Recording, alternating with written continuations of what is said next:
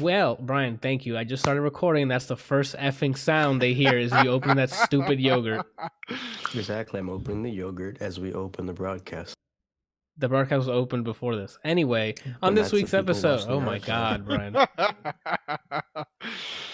And he wants the buddy pass. On this week's episode, what you doing today, Anthony? I'm just gonna mute him. On this week's episode of the podcast, Once Upon a Time in Hollywood, more Stadia impressions. Huh? Of podcast? You said on this podcast. Don't you usually say ADLR Podcast? On this week's episode of the ADLR Podcast. There you go. Yeah, this guy's a bum. We talk about Once Upon a Time in Hollywood. Me Stadia impressions. Some sort of bounty hunter. Oh my God, Brian, what is this? Blaze Blue Tag 2.0, The Deuce, a bunch of music. Did you finish Star Wars: The Jedi: The Fallen Order, Kelsey? Yes. Okay, and that, and then F and EA. Oh, and Path of Exile 2. That and more. And shenanigans. Am I allowed to talk about leaked stuff?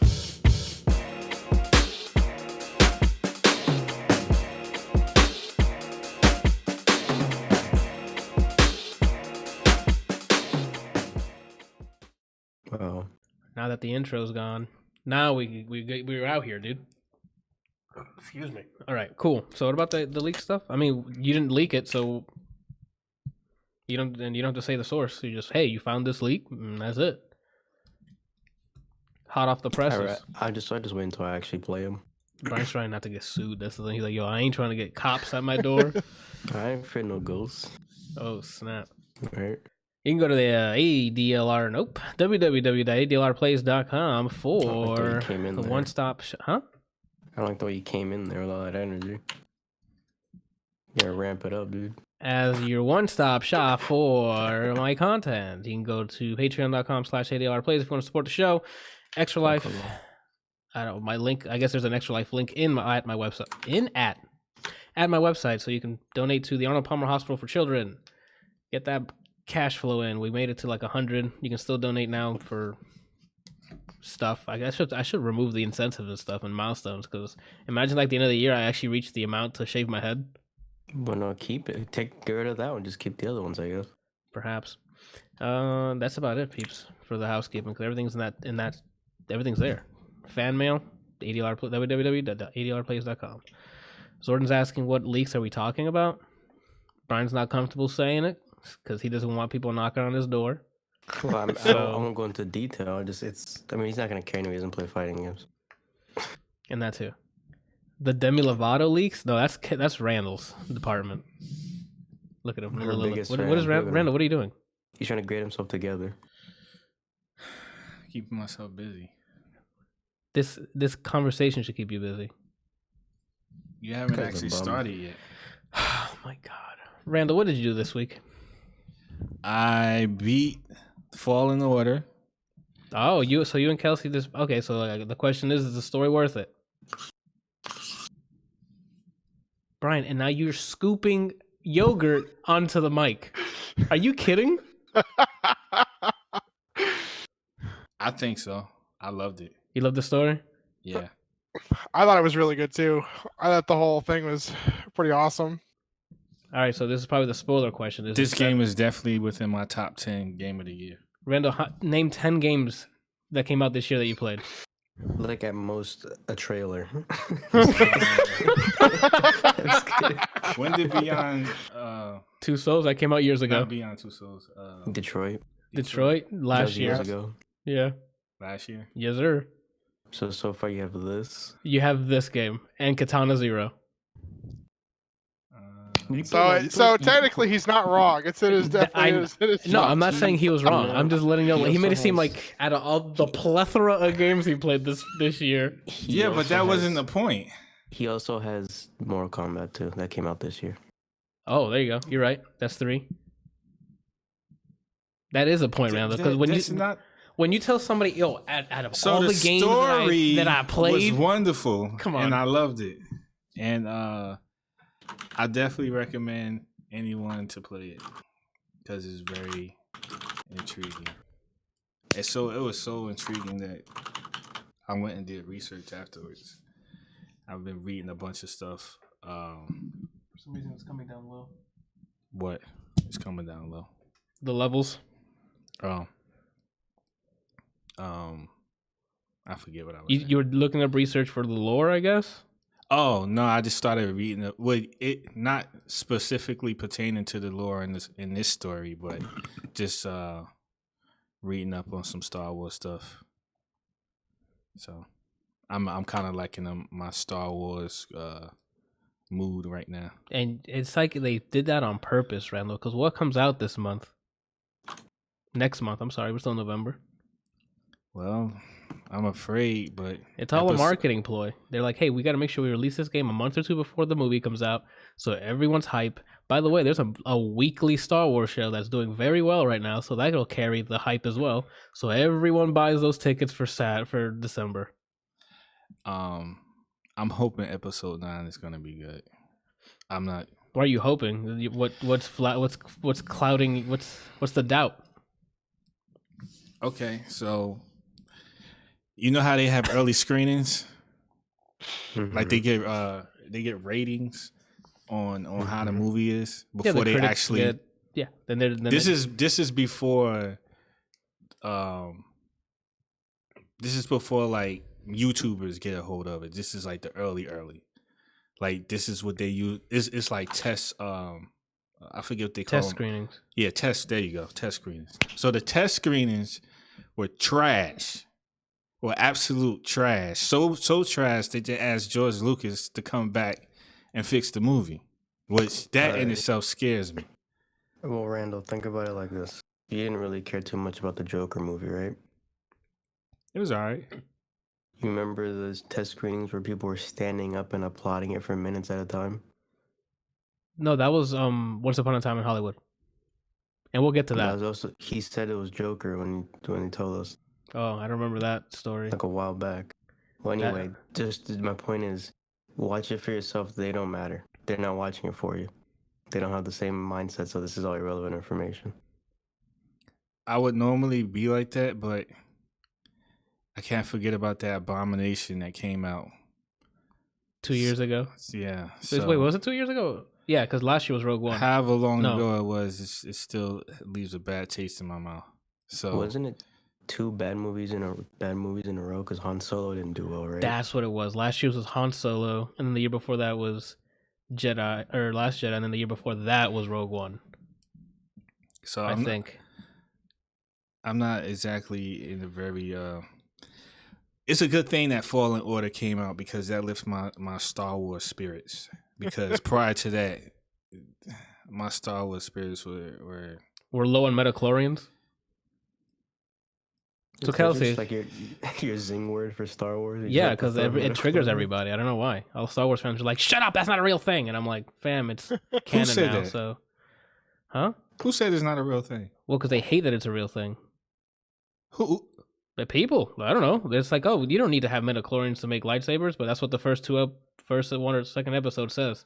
Depending on your metachlorians or whatever, you can make sabers or whatever the heck it is. Hey man, go watch the original trilogy. It's not my fault they messed it up. Is the Fallen Order? It's canon, right? Yes, sir. Yeah. It's between episode 3 and 4. I'm sorry, and Rogue One. So can we talk about the story? I mean, hold on. Let me get to those questions. Jeez, dude. Kelsey, you got to the end of it. Yeah. You 100% agree with Randall here, or do you have some gripes? I thought the game was pretty amazing. I'm used to just dodging everything, and there are several enemies in the game that you don't have enough time to just dodge, and it was pissing me off. And I messaged Randall, and I was like, "This is bullshit. You literally don't have time to do the dodge, because just doing like, there's like a dodge, and then there's like a, where you like bob and weave. Oh, okay. And the bob and weave doesn't always work. And so if you do the full dodge, you don't have enough time to recover before the guy's just like, ha! And then, slaps you across the fucking screen and two-shots you, and you have no chance to recover. And he goes, you can parry everything that's not red, right? Oh, Fuck! no. Oh, my God. So wait, up until that point, you didn't parry a single thing? Or I parried humans. Because humans are my size. When the thing is 4 times your size, it's not something that really goes through your brain to be like, oh yeah, that thing's the size of the fucking Empire State Building. That's fair. That's not what goes through your head. Okay, that's fair. I've played too many games where it's like, oh, you can parry, and then you get to a boss and it's like, no, this new rules. Yeah, shitting girls. Where you're just like, you're sitting there and you're going, that thing's huge. I'm not going to be able to just parry it. But in this game, the only non-parryable things is if the creature turns red. Gotcha. Or the person turns red. But other than that, after I figured that out, game was 1,000 times easier. Because at that point you just wait for that timing. So it always has like Batman, where like on the normal difficulty it shows you the icon when to hit the button, or do you have to? No, you have to time it. Okay. No, yeah. There's no indication. It's like hit it here. Okay. It's like Dark Souls. Gotcha. You just have to kind of eyeball it and hope for the best, and then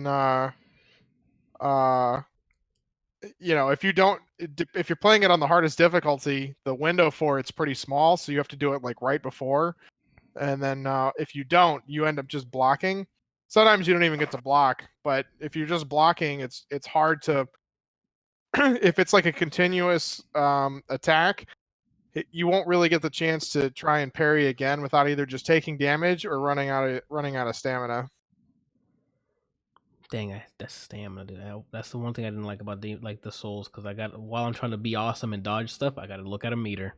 I can't do that. Well, no. That's like Sekiro. Oh, okay. Yeah, it's not you don't have like movement stamina, you have block stamina. So if you just stand there the whole time and hold the block button, eventually it'll break down and you'll start actually taking damage. Break it down. Okay, that's different. My fault. So then the final question. Okay, so there will be spoilers here. So Brian, if you don't want it spoiled, you might have to I'm not going to play it. Okay, and I honestly don't care. I just want to play the game for the mechanics. So before we go to the spoilers, are they setting? I guess this is a spoiler though. Are they setting it up for a sequel? Don't know. Yeah, I'm not really sure. So okay, hold on. Spoiler territory now. If you do not want to have Star Wars Jedi Fallen Order spoiled for you, remove your headphones, eject. I don't know when we'll stop talking about spoilers. So, and I don't record time code, so Godspeed. All right, we're in spoiler territory here. Let it rip.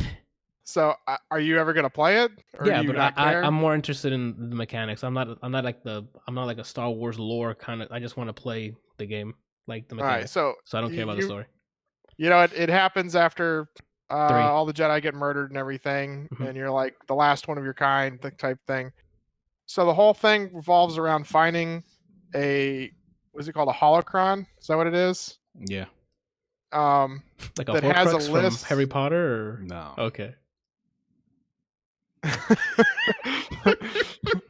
I felt his anguish from here. Anyway, so you find this holocron, and what the holocron is it's a hologram that can only be viewed by a Jedi who uses the Force on it, and it contains the list of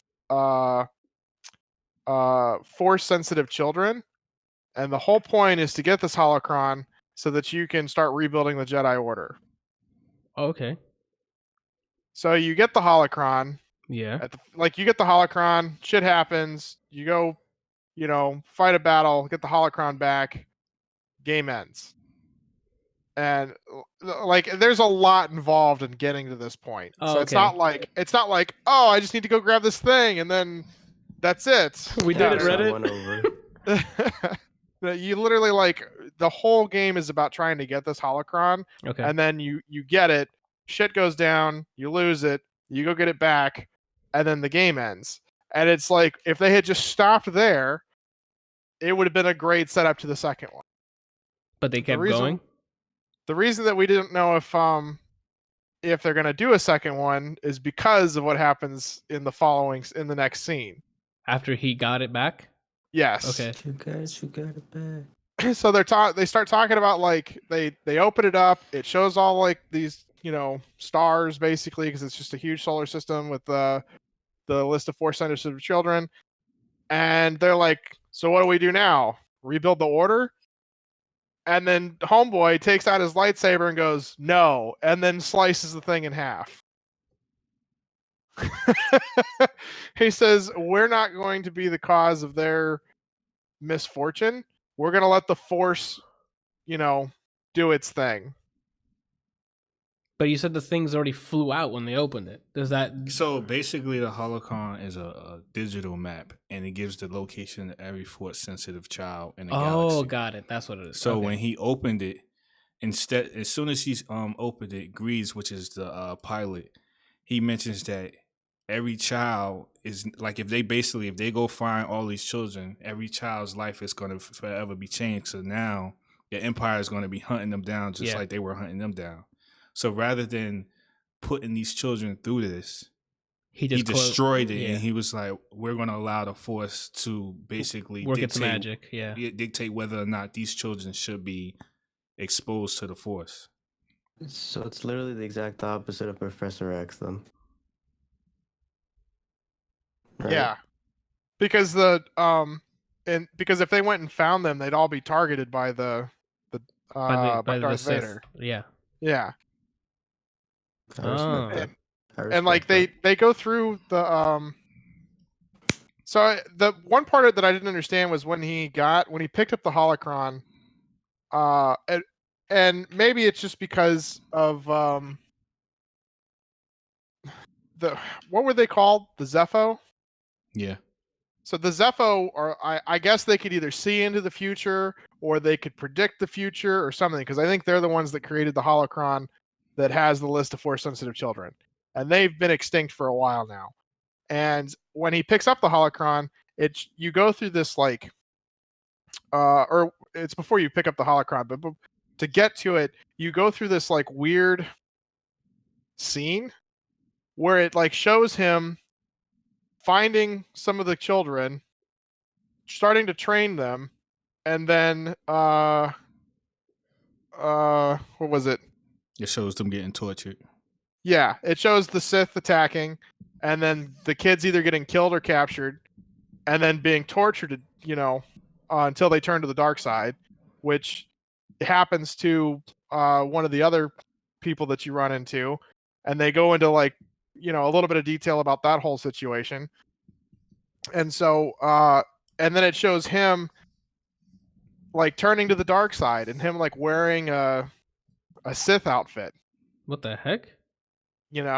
And then it like comes back and it shows him, because like to start the whole thing, he like touches like a reflective mirror thing on the wall, and then it like shows him like looking at it himself in his normal clothes, in the Sith clothes, and he gets pissed and he punches it and shatters whatever it was, and then he picks up the holocron.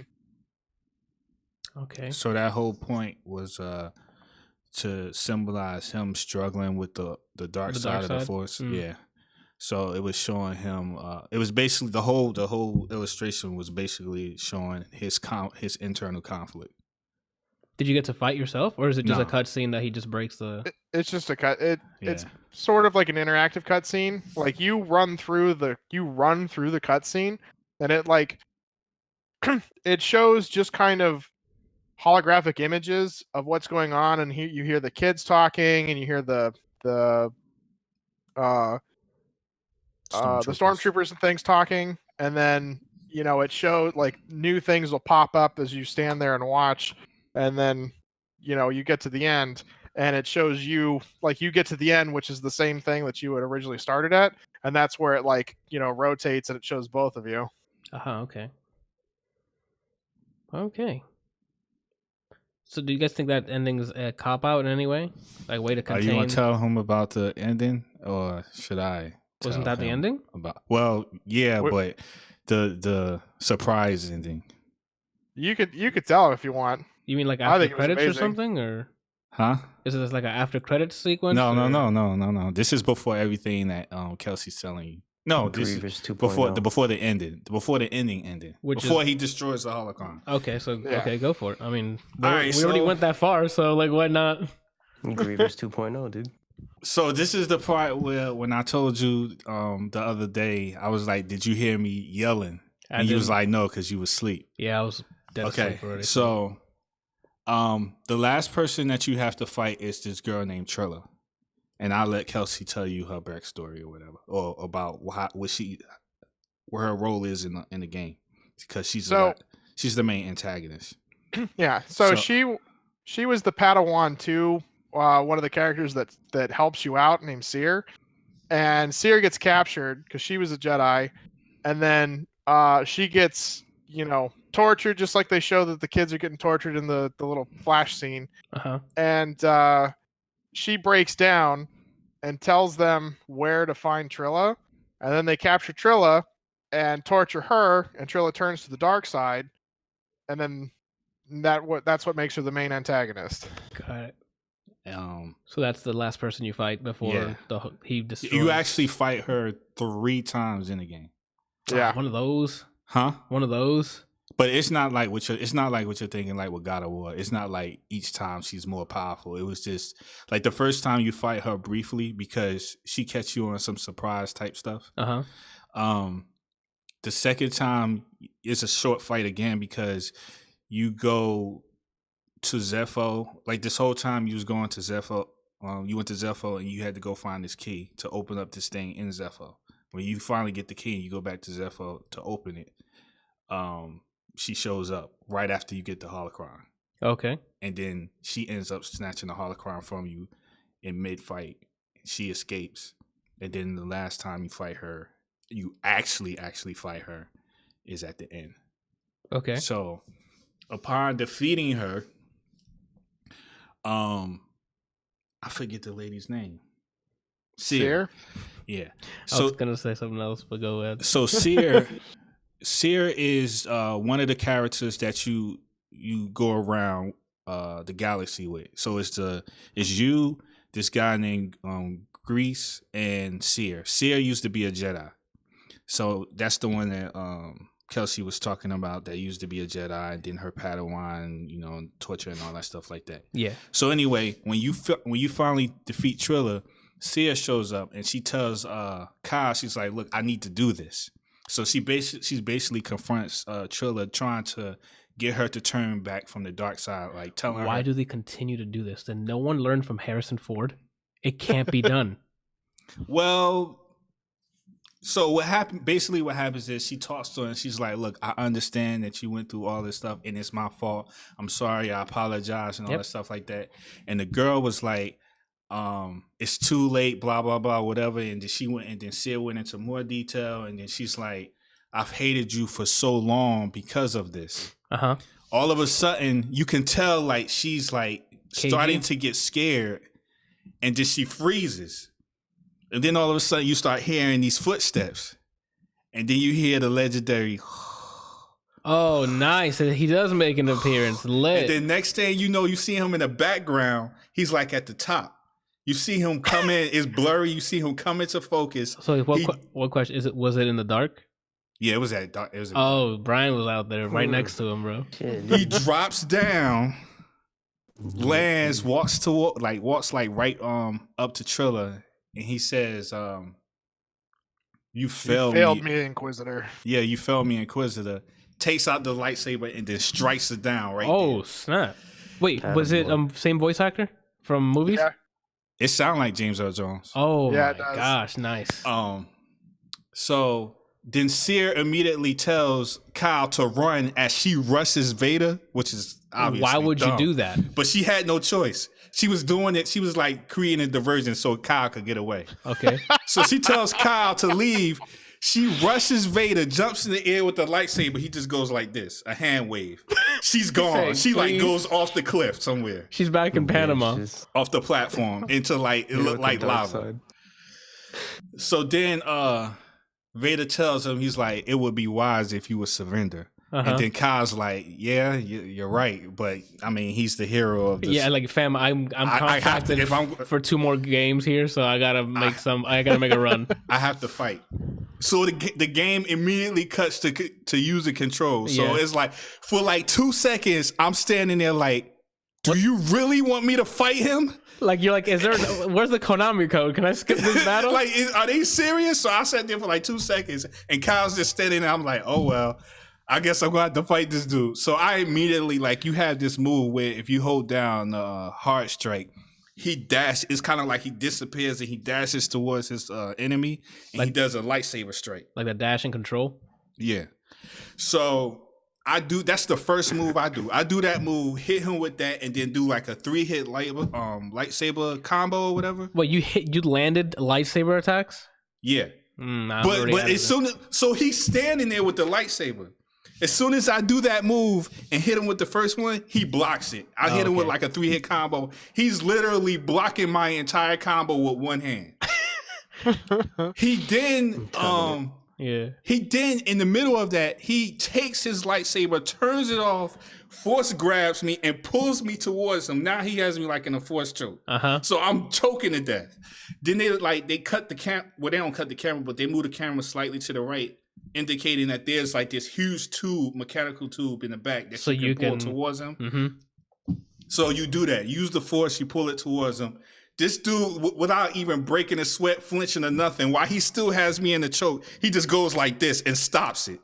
Takes me, throws me on the ground underneath the door. The door starts to close. He stops. He like bends the door and it stops. Then he rips the ground up and like all these panels are like flying towards me. Now, I was stupid. I will admit. I was like, you know what? I'm going to still try to fight this dude. Idiot. I turn around. Soon as I turn around, he force chokes me, dies. My whole health bar gone. So then I come back again because they instead of going through the whole sequence, they allow you to start from that exact point, right? Okay. So I turn around again and I try to throw my lightsaber immediately, force choke, dead. I'm like, okay, so obviously I can't fight this dude. It's time to run. So I start running up the stairs and to the left. And as I'm running, he's tearing up the entire place. It's like stormtroopers in front of me. They're trying to do their job and stop me. He's killing them in the process while trying to get to me. He's like tearing up the floor. They're flying everywhere. And then eventually you get to an elevator. And when you get to the elevator, you turn to your left and it's a control panel. You activate the elevator. As soon as you activate the elevator and the camera pans to the left, he's standing right there. So then he takes out the lightsaber, sticks it in the door as the door is closing, and then the elevator goes up. And then like Kyle, he's already on the ground, like breathing heavy, like, oh my God, I just barely made it. So then you start running like down a hallway, and you get a call back from the people that's on the Mantis. The Mantis is the name of the ship that you're using to navigate in? Yeah. Okay. So he's telling Grease is like he had been trying to contact you and Seer, but obviously Seer isn't answering. And then you finally answer, and he's like, I'm on my way to the ship, blah blah blah, whatever. And then he's like, he says something about Seer, indicating that like Seer is dead or whatever. And he's like, I won't let you down, or I won't fail you or whatever. Yeah. So you get to this door opens. Vader is standing right before the door opens completely. The lightsaber is already coming down towards you. So you have to block that junk. And then he force pushes you. I think he does. I think he force pushes you. You go sliding across the ground. And then you lose your lightsaber. You lose your lightsaber, cuts off, obviously. So it's like maybe like 10 feet away from you. And then you use the force to pull the lightsaber towards you, but then all of a sudden it stops because Vader is now pulling on the lightsaber too. And he's like, surrender the holocron. He's like, I never give it to you. And he was like, we shall see. Next thing you know, the lightsaber cuts back on and starts turning towards your body. And then it goes in like his rib cage to the side. Oh, dang. Then that sounds like the best sequence of the game. What happens? Oh, so then all of a sudden you see it very, very faintly. You see like a double bladed lightsaber spinning towards snap. Darth Vader's head. Darth Maul's back. No. It's Seer. She had the double blade lightsaber. Okay. So you see it spinning towards Darth Vader's head from the background, from like out of the darkness, and you could tell he's picking up on it because he goes like he bends his head down. He's like, "Wait a minute!" Yeah, I thought and then I killed he turns you. around and then he just blocks it or whatever. And then Seer comes out of nowhere. She jumps, slides on the ground, grabs the lightsaber, and then now they're fighting. Of course, in like 3 lightsaber strikes, he like backhands her. She goes flying. So then, to make a long story short, he forced backhand her first, and now he physically backhand her? Yeah, he like blocked 2 of her hits, and then like in the last hit, he just was like, blah! He like hit her with the back of his hand. He's like, I told you to get away from me. So to make a long story short, basically what ends up happening is she uses the Force to help them get away.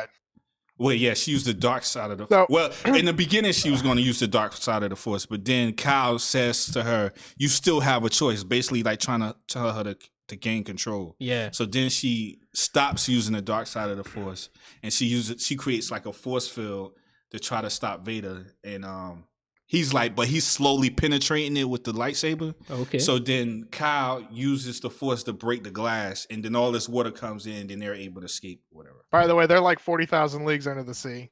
Yeah. In this facility. The facility that they're at is where they torture the kids. Torture everybody to turn them to the dark side or for information. Oh, so they're back.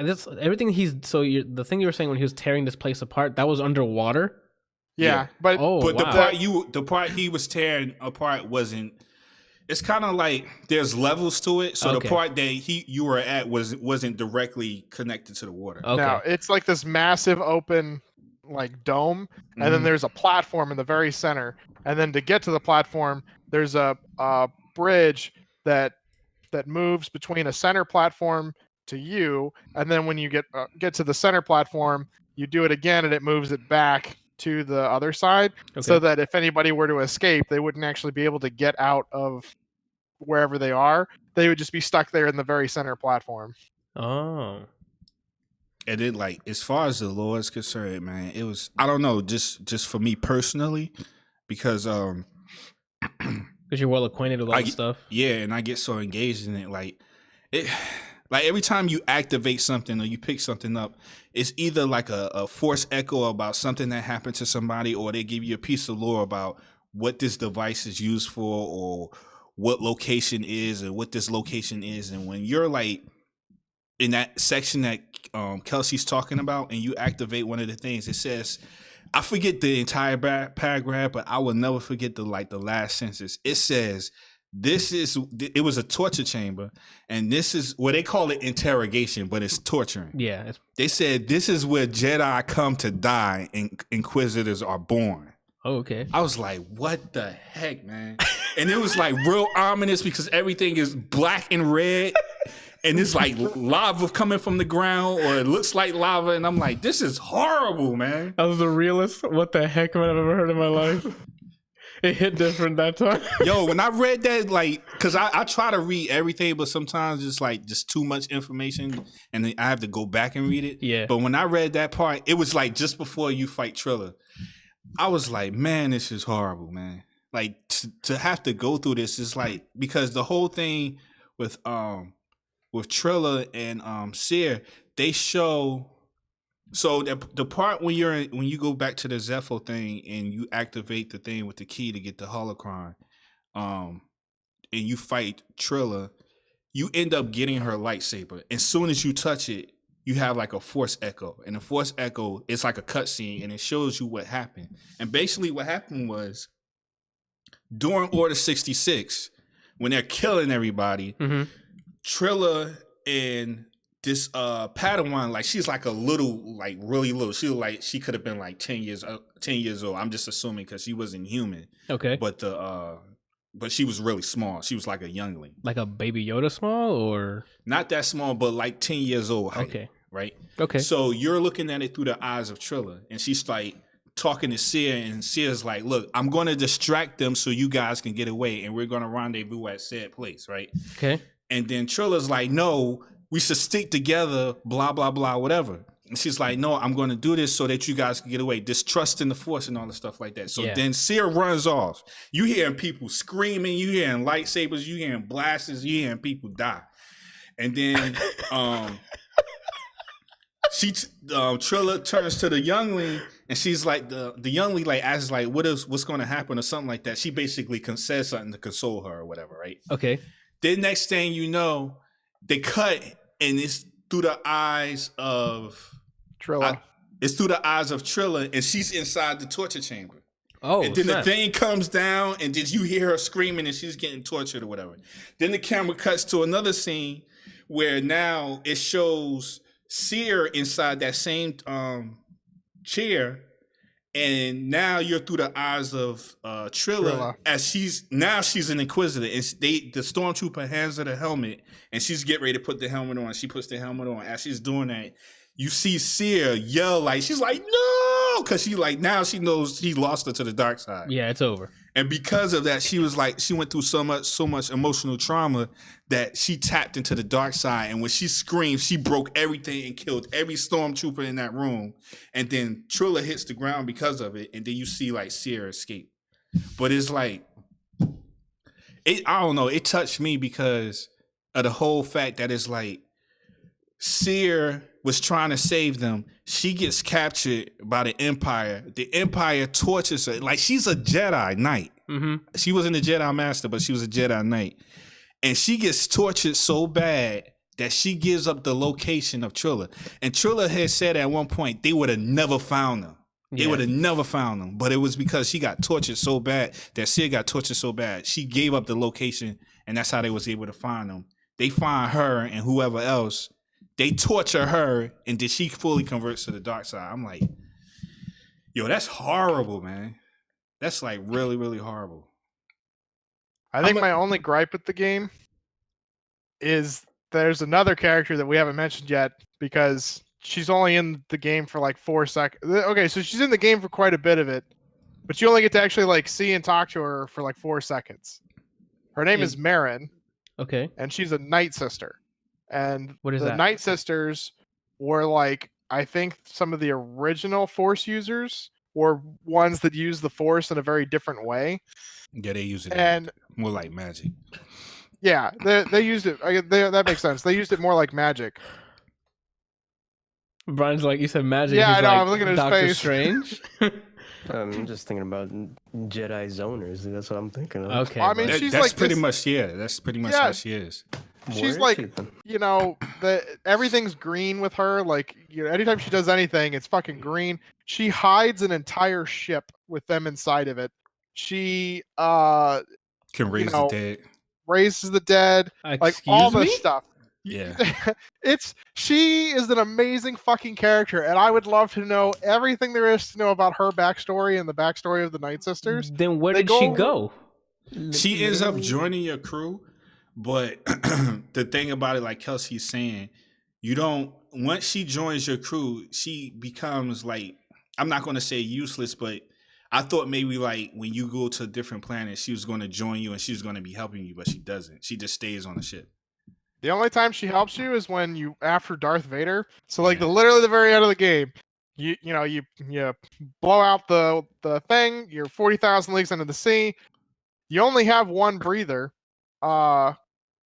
Which I actually have something else to say about that. But you have a breather that allows you to traverse through water without having to actually breathe.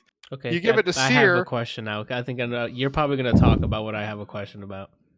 So you give it to Seer because she's unconscious and you're like actively trying to swim to the surface. Yeah. You obviously don't make it. You start to pass out, and then all of a sudden she teleports from the mantis into the water and grabs you as you're like, lights fading, all this other stuff, and then you wake up on the ship because shit, what's the captain's name? Grease. Picard? Grease. Yeah, Grease is like, hey kid, and you just wake up after being stabbed in the fucking side with your own lightsaber, and like you go, oh my god, is everybody okay? And then you jump up and start running down the corridor of the friggin' ship. And Grease is like, bro, you just got stabbed. Sit the fuck down.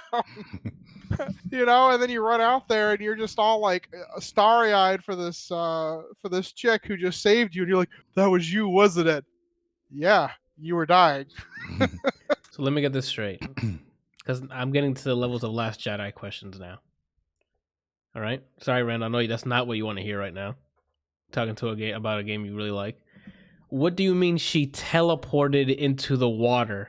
Dude, they literally are magic. They use she the can force disappear and reappear in different places.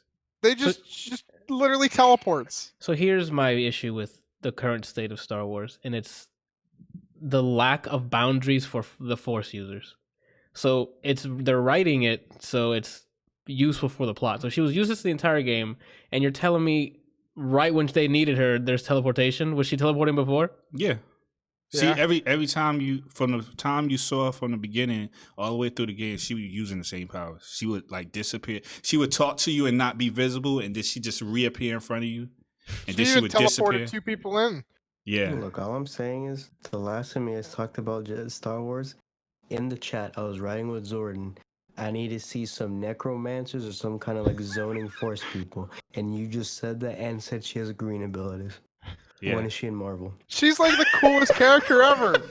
And they literally use her. Marin? The only thing that they supposedly tell you is her and her sisters do that same thing. But they were murdered. She's the last one of her kind. Yeah. Like that's it. She's it. That's the end. But then there's more questions. You can teleport to Vader, destroy him, teleport back. Do you guys not see a plot hole here? Do you not understand how strong Vader is? If I don't know that she's when that did much Vader strong. teleport? It doesn't matter if you can teleport. If he has his control over the Force, he would sense where she's at. Because you don't. It's not like real magic, Anthony. It's like they're manipulating the Force, and it looks like magic. So they're using the Force in order to teleport from one location to another.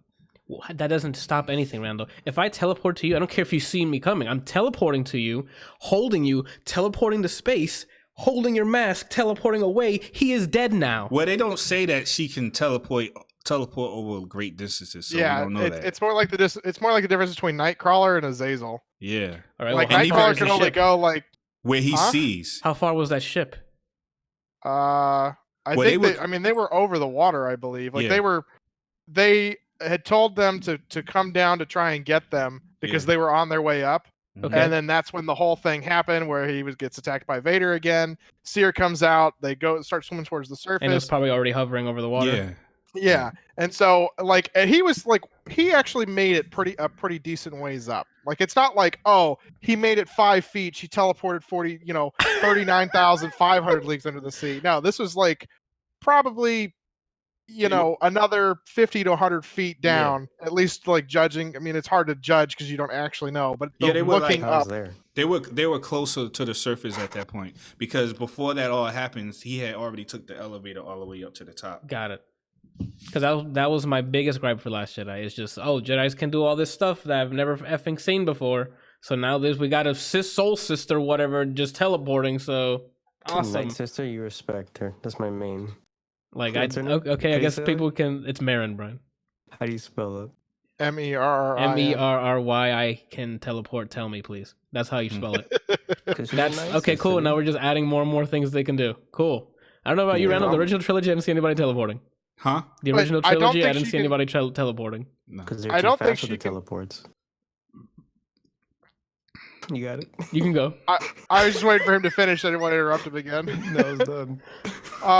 I don't think it's something like that she can just like teach other people. I think it's something specific to her culture. Like if you're not one of them, that's it. They just because they are, they use the Force in a different way. They have a different connection to it. Okay. And they do rituals too. So okay, hey. I'm just letting you know what you were saying out loud. I was already going, I'm not gonna like this. From what you guys are saying, that's the last thing everything you guys are saying? Is there still more? Well, they already said the Horcrux. The holocron, sorry. The holocron thing was the last part. I have like a guess as to how they would extend what they do from there, from what you guys told me. They either I think a good reason why they're not looking for the kids, minus the whole you don't want to ruin their lives. You now have separate little points where you can make not necessarily a sequel, but its own standoff. So now you're following another kid Jedi. What are they doing with their life? It could be DLC if you don't want to make it a standalone game. You have my main here. There's clearly backstory you can get to, or just I don't know if their people were wiped out. The Night Sisters are wiped out. You said their sisters are dead, but the rest of the culture, their people. So there's the Night Sisters and Night Brothers, and you just go through slaying Night Brothers left and right. So there's obviously a lot of them. So but the Knights, well, it's just the fact that that area, that planet is very hostile. Got it. Okay. And the Night Sisters get they talk a little bit about the backstory with them, about how they I think it was a Sith that came and promised them all this stuff, and if they helped them, and then the Night Sisters. You know who that was, right, Kelsey? No, I don't remember who it was. Well, I mean, they didn't clearly explain it in the game, but it was Sidious. Tim Allen. It was Sidious? Yeah, because Darth Maul, that's where Darth Maul is from. So I'm guessing what happened is that when Sidious came to Darth Maul, that's when he took Darth Maul and killed everybody else. That makes sense because he looks like a Night Brother. Yeah, that's that planet Darth Maul is where he's from. So that could probably be a good planet to make another iteration. If it's hostile, just have a kid. When they pulled up the map, did they show blips as to where the kids were, or does it just say, "Oh, these generic are the kids"? They didn't really show. Stars, yeah. Yeah, it was like generic stars. Yeah. Oh, okay. Because they can still do it then. I just want to see if there was foreshadowing or not. They could still go to said planet, or if it's Brazy over there, and just point the camera in that direction. That's what they're doing, Brian. They're looking at those dots and like, which one's Brazy? All right, we're gonna go send them there. Saying. Yo, take us to Brazilus. That's what it's called. All right.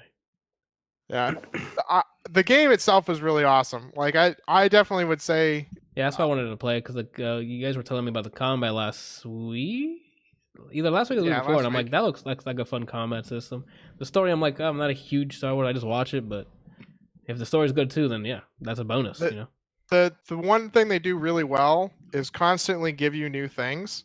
So oh, you're frozen. Everyone's frozen. There goes my internet. Oh, are you back? Well, yeah, looks like I'm back. Oh shit! Maybe they decided to cancel the update. They were like, "Oh shit, ADLR streaming? Yeah, man, let's do it."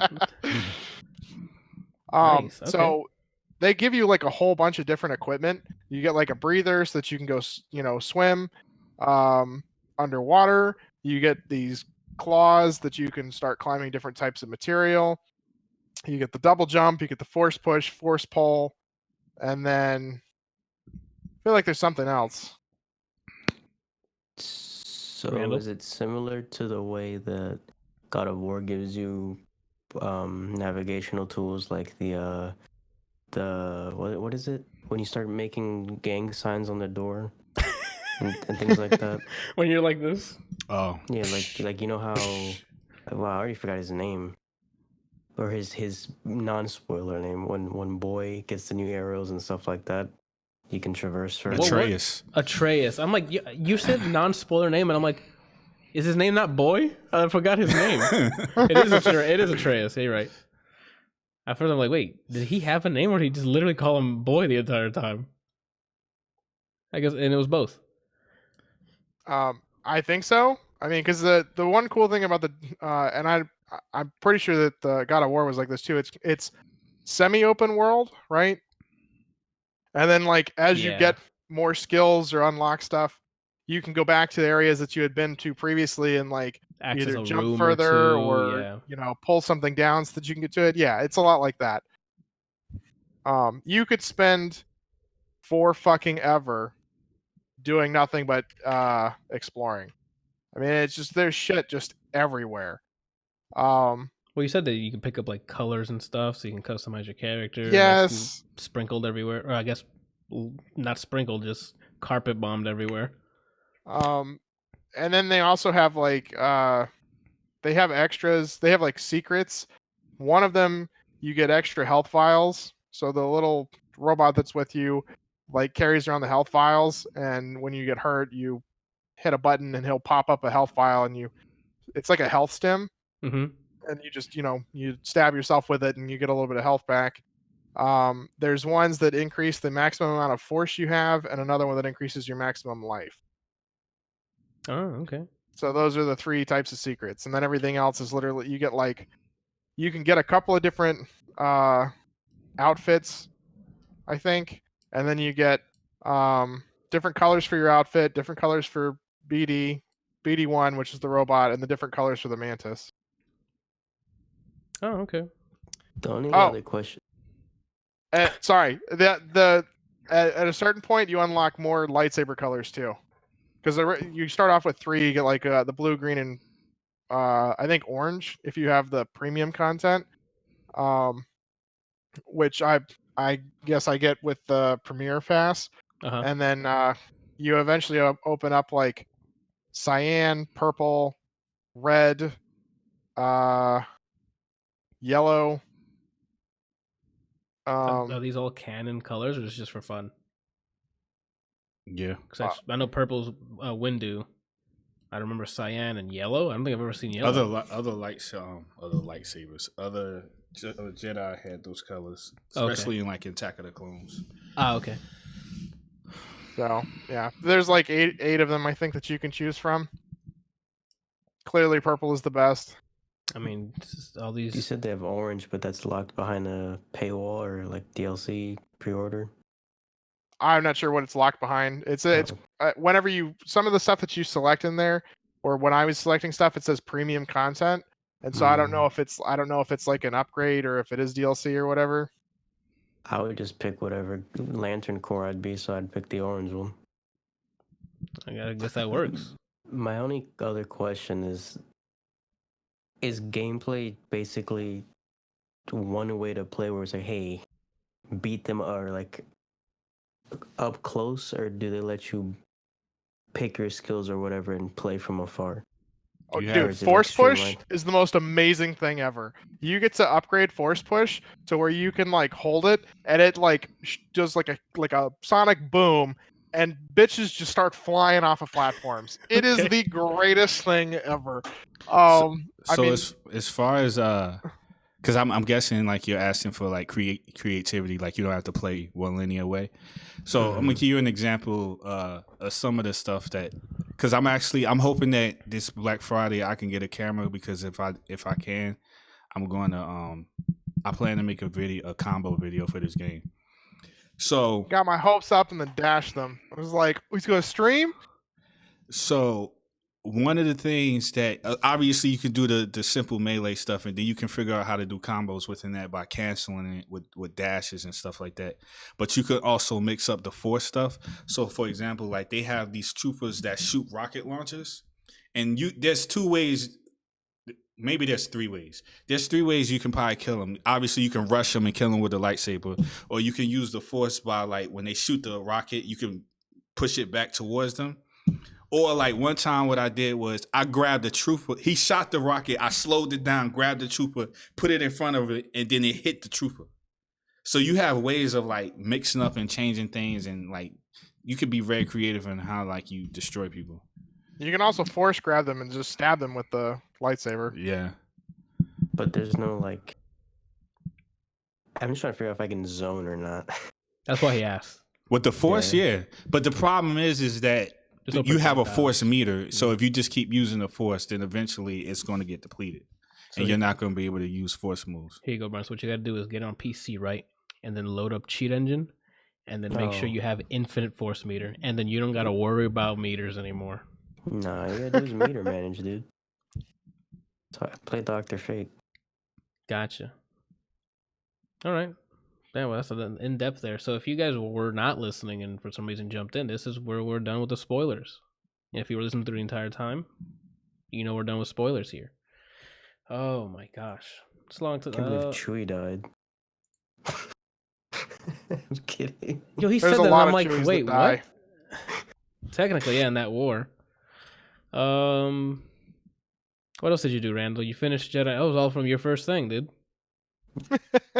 Look at you, man. Huh? Well, I mean, because Kelsey played it too, so. You don't have to tell me why. I know, all right? You don't got to worry about me. I'm asking.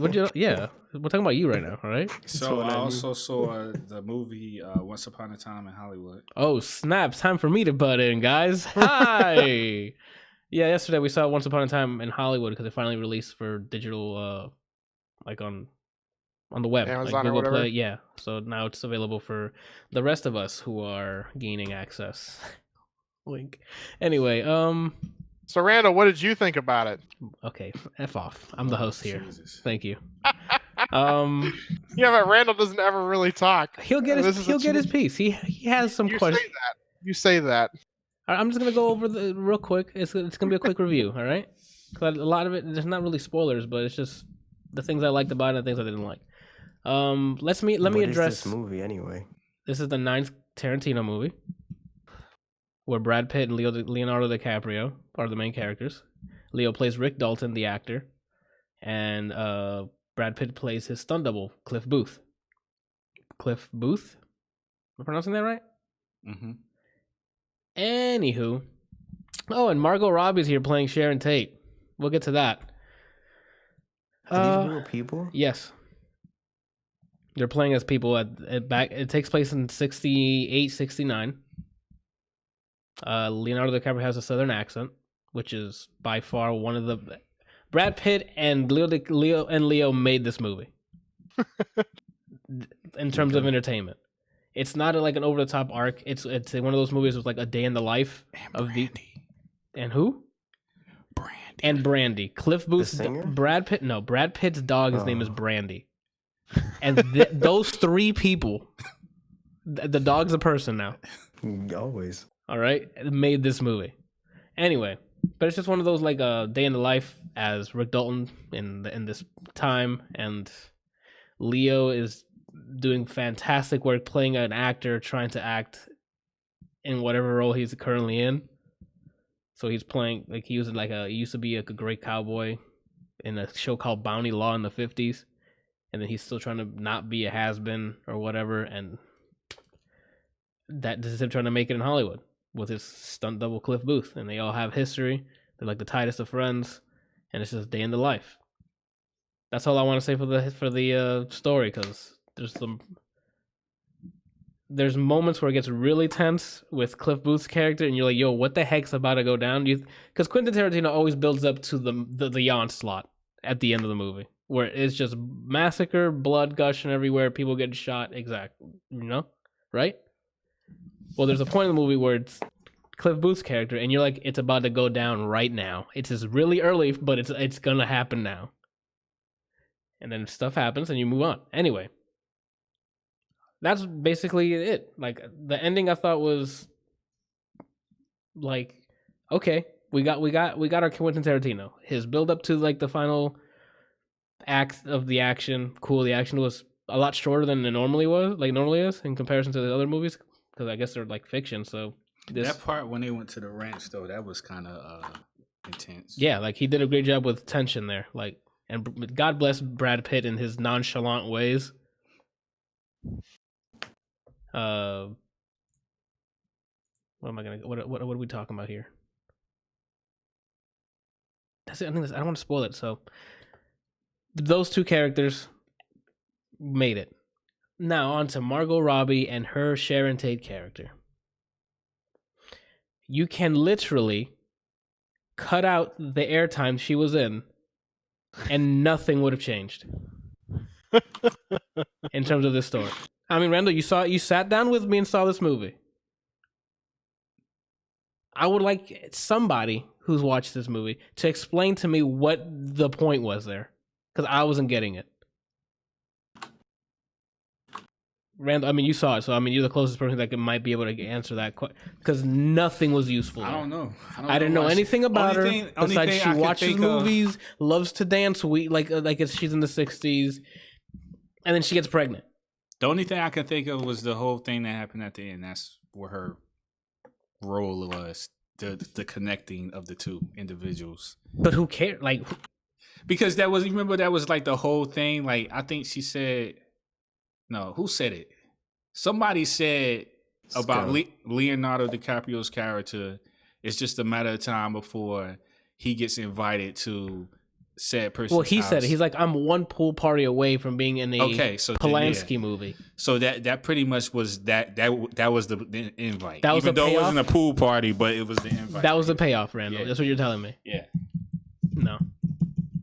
I mean, no, I'm not saying it was justified. I'm just saying that if I had to give her a reason for being in a movie as insignificant as it is, there you go. I guess. I want to address something real quick because Brian mentioned it earlier about the Joker having the ovation thing. So I'm sorry that people put headlines out there. So now watching this movie, I had that in my head. People had how long? Minutes standing ovation at the end of this movie. This movie? Yes. I don't see it. Not even remote. Minutes standing ovation? Minutes. Like I'm in church? Minutes? I'm trying to think of what movie have I seen in my lifetime where I felt like that. You feel like clapping, or you just enjoy standing the movie? Ovation, Brian, for minutes. Standing ovation, like I had to stand. I was compelled to stand up and clap. I've never done that in my life. The ass cheeks or your hands? Don't throw out his OnlyFans content like that. Yeah, like come on, dude. He needs the subs. Was the movie enjoyable? Absolutely. I'd recommend this movie because it's just great performances by Leo, Brad, the dog. It's Russell. Was it Russell Crowe? Russell Crowe. No, Kurt Russell. I always mix their name up. Kurt Russell's in the movie. Does a great job. The editing in this is fantastic. Like it's shot great. It looks great in motion. Like it's just the story. It's kind of slow because it's just one of those day in the life kind of things, like I mentioned earlier. But watching them go through their day-to-day stuff is awesome. They go through some funny stuff. Very entertaining stuff. And Leo, again, is just... If you like dirty feet, you'll get your dose of it. Yeah, if you like Margot Robbie and her feet for whatever reason. And that other girl. Brian, the two chicks from the Nice Guys are there. The Amelia, the one that gets ended up... and then the girl who gets thrown through the window. The little girl who gets they're in this. I think it was her anyway. Dude, that was a twofer because I remember laughing at that, and then it reminded me of Shazam, and then it made me laugh even more. The monster throwing the guy out of the window. Got it. But all in all, I highly recommend watching this at least once. I'm not telling you that you're going to be at the end of this standing ovation for 7 minutes or whatever the garbage headline was. It's fantastic performances. It's another Tarantino flick with the kind of a bloodbath near the end.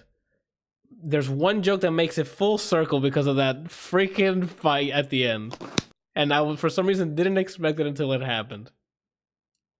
Dalton's attack, Randall. Oh, about the fire. Yeah. I'm like, what? Can you do something? Can you do something about the heat? Yeah. So he learned how to use fire, right? Like the flamethrower in one of his old movies because he was burning Nazis in like a 50s movie. So he said he had to learn how to use a flamethrower. He was spent multiple hours a day, whatever, so he could learn how to use a flamethrower properly back in the 50s or whatever it took place, right? So it cuts to him in the past learning how to use it, and he's like firing it, and he's like, "Oh no!" Shuts it off, and he tells the engineer behind him like, "Hey man, can we do something about that heat?" He's like, "No, it's a flamethrower," and he's like, It's great. Oh man, Kelsey doesn't look like he's paying attention. So then, go for it. I'm like, I like it listening to this, but it's just not going to be nearly as funny without seeing it happen. Yeah, it's gonna be great. But yeah, It was fine. It was a fine movie. Like I enjoyed the performances out of all. Like the story, I didn't care what they were doing. I just wanted to see them play those characters over as long as possible. Because once that title card at the end came up, Brandon, I'm like, this is it. Mm-hmm. I was not compelled to stand up and start applauding. Maybe I just didn't get it because they had an entire character there that did nothing for the two guys that were in for Brad Pitt's or Leonardo DiCaprio's character. Maybe it was people who actually knew about the characters that they were playing in real life. Maybe, I guess But again, for me, the rule of a movie is show me things that matter. Ooh. Every frame needs to be important in some way. Like, why am I? She did nothing. She could have been removed completely. All of her scenes removed completely. And the journey of them, those two characters, him and his stunt double, Would have been fine. That's how I felt about what's the name of the? Is it Baron from Civil War? Baron? The Zemo. Oh, the guy who was supposed to be the main antagonist. Oh, okay. That's how I feel about him. You could replace him with a file that Tony found while hacking something. The same exact But I don't think you understand what I'm saying. Not replace her. Just take her out of it. Remove the footage. You know what it's equivalent to? I'm not kidding. You know what it's equivalent to, Brian? It's equivalent to watching the movie and seeing the red car go by in the background. What? I said it's equivalent to watching a movie and seeing a red car go by in the background. What? It's no different than if you were just watching a movie and then some red car in the background goes by and you're like, oh, hey, there's a red car. And that's it. That's all there is. Oh, okay. Okay, I get it now. I'm like, at first I'm like, what references? I thought you were trying to reference like a movie or something. No, yeah. No, it's literally like you're saying that she was. It's no different than just a. Oh, hey, look. Okay. Yeah, I'm like, oh, Margot's in this. I didn't know that. And 9 times out of 10, you probably wouldn't even notice the car that went by in the background. Unfortunately, we noticed it because it's time away from the other people. So I'm looking at her like, okay, now you're just watching a movie. You're enjoying your own movie. Can I enjoy this movie, please? It sounds more like there was a scene where you saw the red car go across. Okay, you're not understanding. And you go, Kelsey, it's not a scene. She appeared in front of my face multiple times in between the other things. With her sexy, dirty feet? Only a couple words that were correct. You don't think dirty feet is sexy, Anthony? Dirty feet was correct in that sentence. Anyway. Yeah, I recommend it though. I mean, you get to see Margot Robbie. If you're a super fan, you can see her play Sharon Tate, which was her smiling, dancing like she's in the 60s, and watching herself, or the actress she's playing in the movie theater. I will say though, man, she's adorable, man. Just want to put Keeps that out tapping. there. Just want to put that out there. That's all. You know what I want to put out, Randall? I want to put those scenes out of the film. That's what I want to do. Huh? I want to put those scenes out of the film. That's what I want to do. I need someone to literally who has some connections in Hollywood or something. Maybe stuff. Google it or something. Why was that in there? Adam wants to buy every. If Adam had the money, he would recast every Nicolas Cage movie without Nicolas Cage and reshoot the movie. Who would replace him? It doesn't matter. Anybody. He hates Nicolas Cage. Yeah, but you don't. Why does he hate him? We don't have enough time for him to. There's a whole story behind this. Yes. The short of it is Adam's really big into like acting, and he like used to take classes, and I don't know why he never did anything with it, but he just doesn't think Nicolas Cage can act, and that the only reason Nicolas Cage ever got at acting is because he's like the son or nephew or something of a big time movie producer, and that's where he got to start. Because he literally does the same thing in every movie, and it's if you think about it, he really does, and it's absolutely hilarious. All right, so that's it on Once Upon a Time. Watch it. I'm trying to set your expectations a little lower because everyone. I decided you might have not seen that headline, so it doesn't bother you. But when I read that, I'm like, this effing movie better like undress me as I watch it. I mean, prior to you mentioning this movie, I didn't know it was a thing that existed. So I mean, then you might just go in there and enjoy all of it. Oh, again, here we are. This is the second time now. Oh, okay. Back again. Thank you, Google Wi-Fi. You seems like you're fixing yourself right on the spot. Oh shit, dude. All right. I kind of ignored Zordan's question for quite too long now. I completely forgot. One, Randall, can you record a review? Dang it, I forgot what it was. Zordan asked if you can do review cars with your new camera.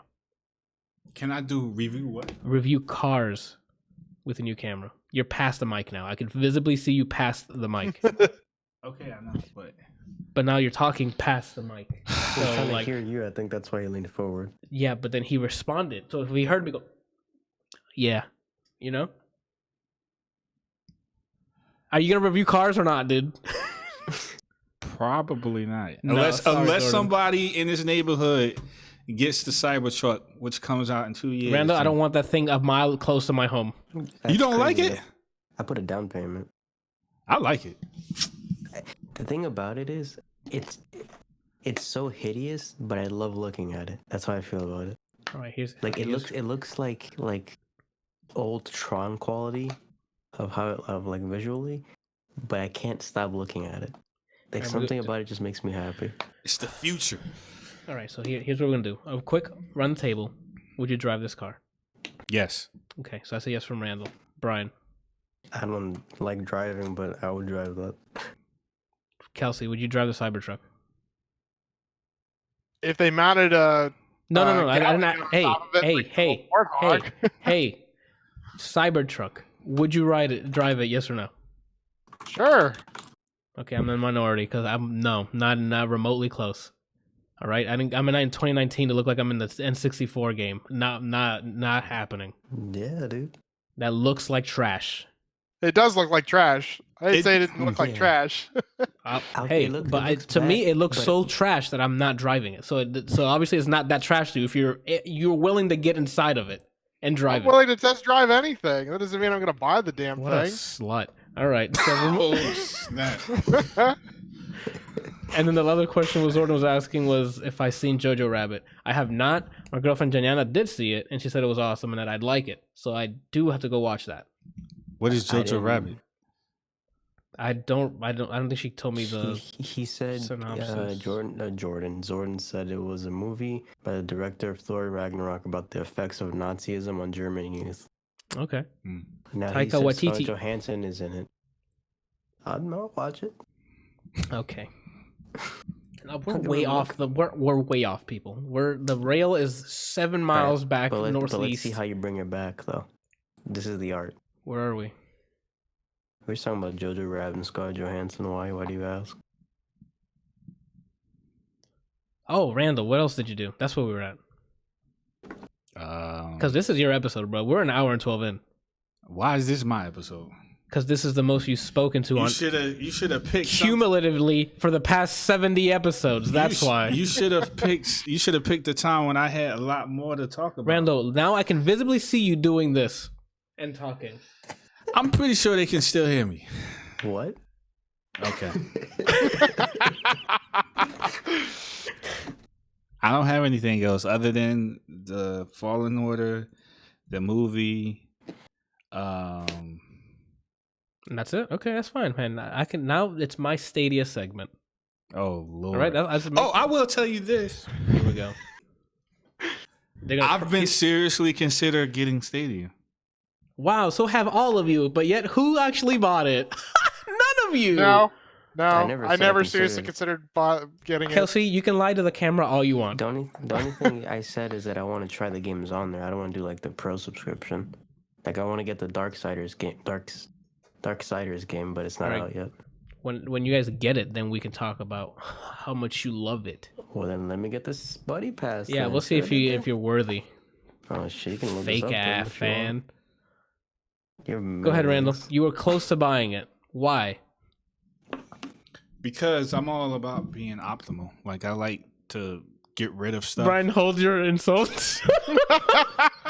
Let's hear them. No, I need you to finish. No, yours. no, I need to hear them. This is if he has an insult, I want to hear it. This is the Stadia segment, Randall. I understand that, Okay. but I'm pretty sure he can optimize his insult. So go ahead. It's just gonna lead down the same conversation that's not gonna lead anywhere. So I'm really not gonna waste my. I just breath want to on it. know what it's about. What could you say about me that's not optimal? Your combos Alright, aren't now listen. optimal. Sells trash. listen. Like There you yada go. yada yada. Like this is. I as soon as Brian did this and leaned back, I'm like, I know where this is going. Okay. Was that your material?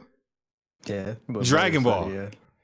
That's your material, Dragon Ball? Well, until you guys actually Okay. first attend, but here we are, episode 70. All right. Anyway, so yeah, I'm always looking for ways to like consolidate stuff. So if I can find a way to not have a console but still play games, then that's cool. I told you like the only gripe that I had was like because I am an artist, I'm always like into the whole eye candy stuff. So when I play a game, I want to be able to play on, especially now that I'm considering getting a PC game. A gaming PC.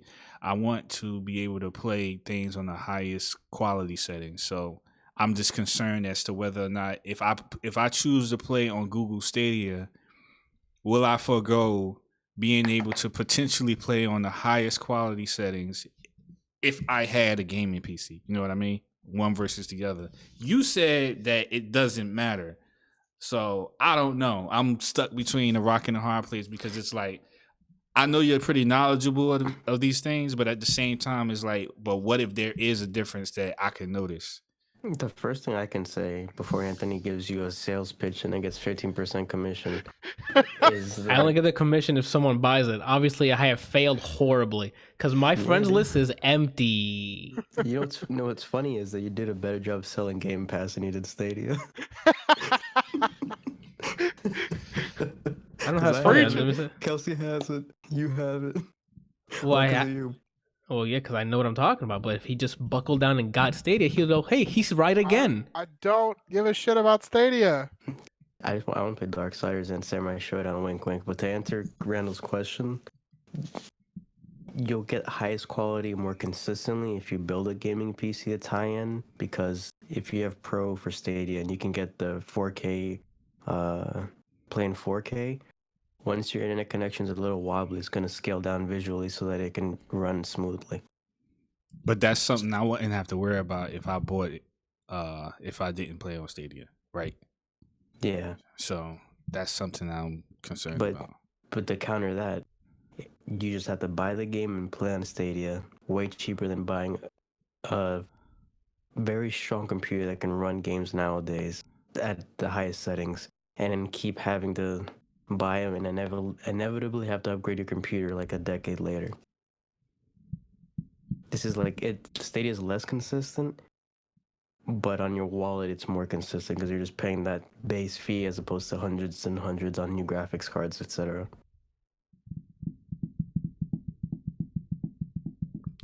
Is it my turn? No, you said xCloud's the future, dude. I'm Stadia.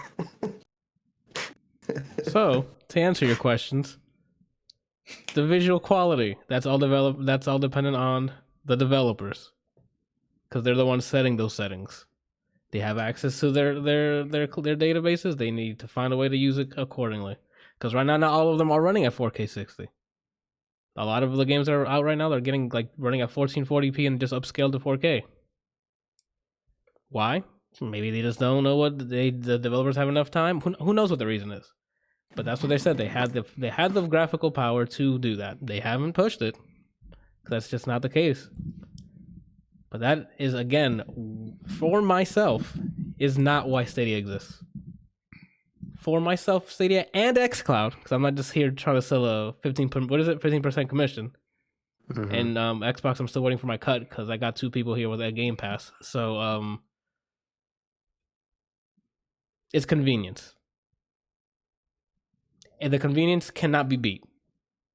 I mean, obviously. I don't think you understand, no matter how great your PC is, the convenience of just hitting play and not worrying about downloads, updates. It's like day one install. It's just play. I mean, everything has a two-edged sword, though, man. And that's what I'm saying. But what you need to do is you're sacrificing your local rendering, which is obviously better than a video stream, for convenience. The other thing you're sacrificing for convenience, whenever you actually decide to load up a fighting game, if you could do it on Stadia, you're going to have a bunch of, like, I wouldn't say a bunch of, but maybe because Samurai Showdown has this just shitty netcode on top of being on Stadia, but more latency. I thought the controller was supposed to fix that. Randall, you had hand. Let me go segue my way right into my controller that came in Thursday. Excuse me. So with the package came a Chromecast Ultra, which already had the firmware installed that you can use Stadia on it, and the controller. The controller. It's downstairs. I'm not going downstairs. Oh my god. Because nothing's really like, but okay. Oh, you bought it. It's up to the viewers to decide.